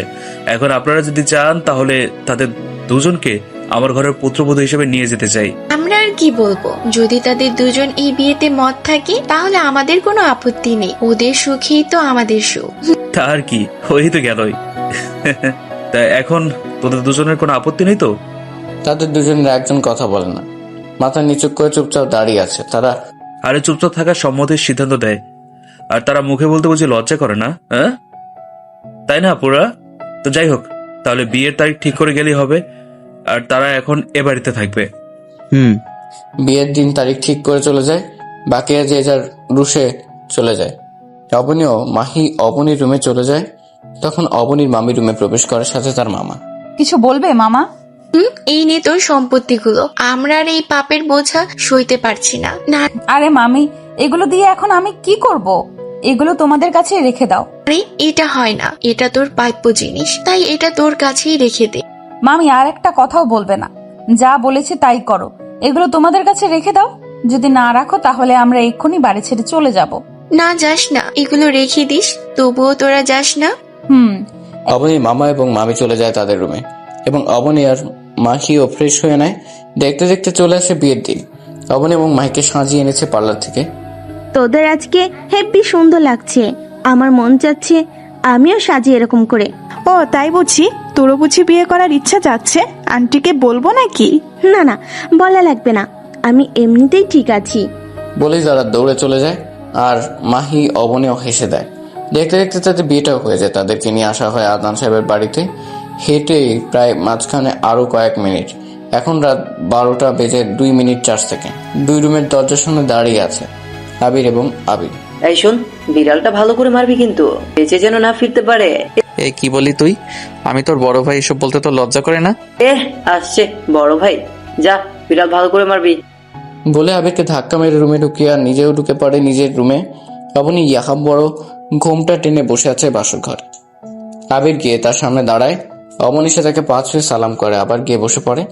আবির গিয়ে তার ঘোমটাটা তুলে দেন আর এক নজরে তাকিয়ে থাকে। অন্যদিকে আবির এবং মাহিরও সেম অবস্থা। সে মাহির ঘোমটা তুলে দিয়ে এক নজরে তাকিয়ে থাকে। এই কি হলো? এভাবে কি দেখো? তোমাকে। কেন, আগে কি কখনো দেখোনি নাকি? দেখেছি, কিন্তু আজকের মতো এত সুন্দর সাজে দেখিনি। কেন, আগে কি দেখতে খারাপ ছিলাম নাকি? না, তবে আগের থেকেও সুন্দর লাগছে তোমাকে। যাও, লজ্জা করে না বুঝি আমার?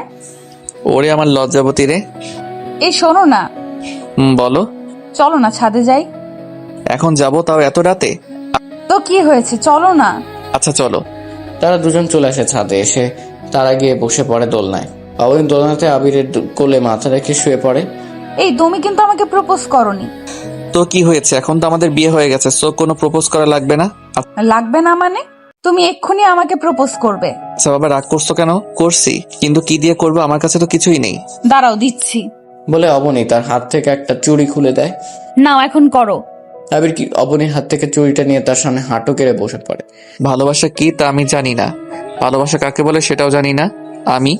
কিন্তু তোমাকে যেদিন প্রথম শপিং মলে দেখেছি, তারপর থেকে নিজের কাছে কি রকম শূন্যতা অনুভব করি। তোমার প্রতি একটা আলাদা টান, আলাদা আকাঙ্ক্ষা অনুভব করি। এটা কি বলে আমি জানি না। এটাকে যদি ভালোবাসা বলে তাহলে আমি তোমাকে ভালোবাসি। আমার এক বন্ধু আমাকে বলেছিল এটা নাকি আমার আবেগ, ভালো লাগা, কিন্তু ভালোবাসা না। এটা কিছুদিন পর কেটে যাবে।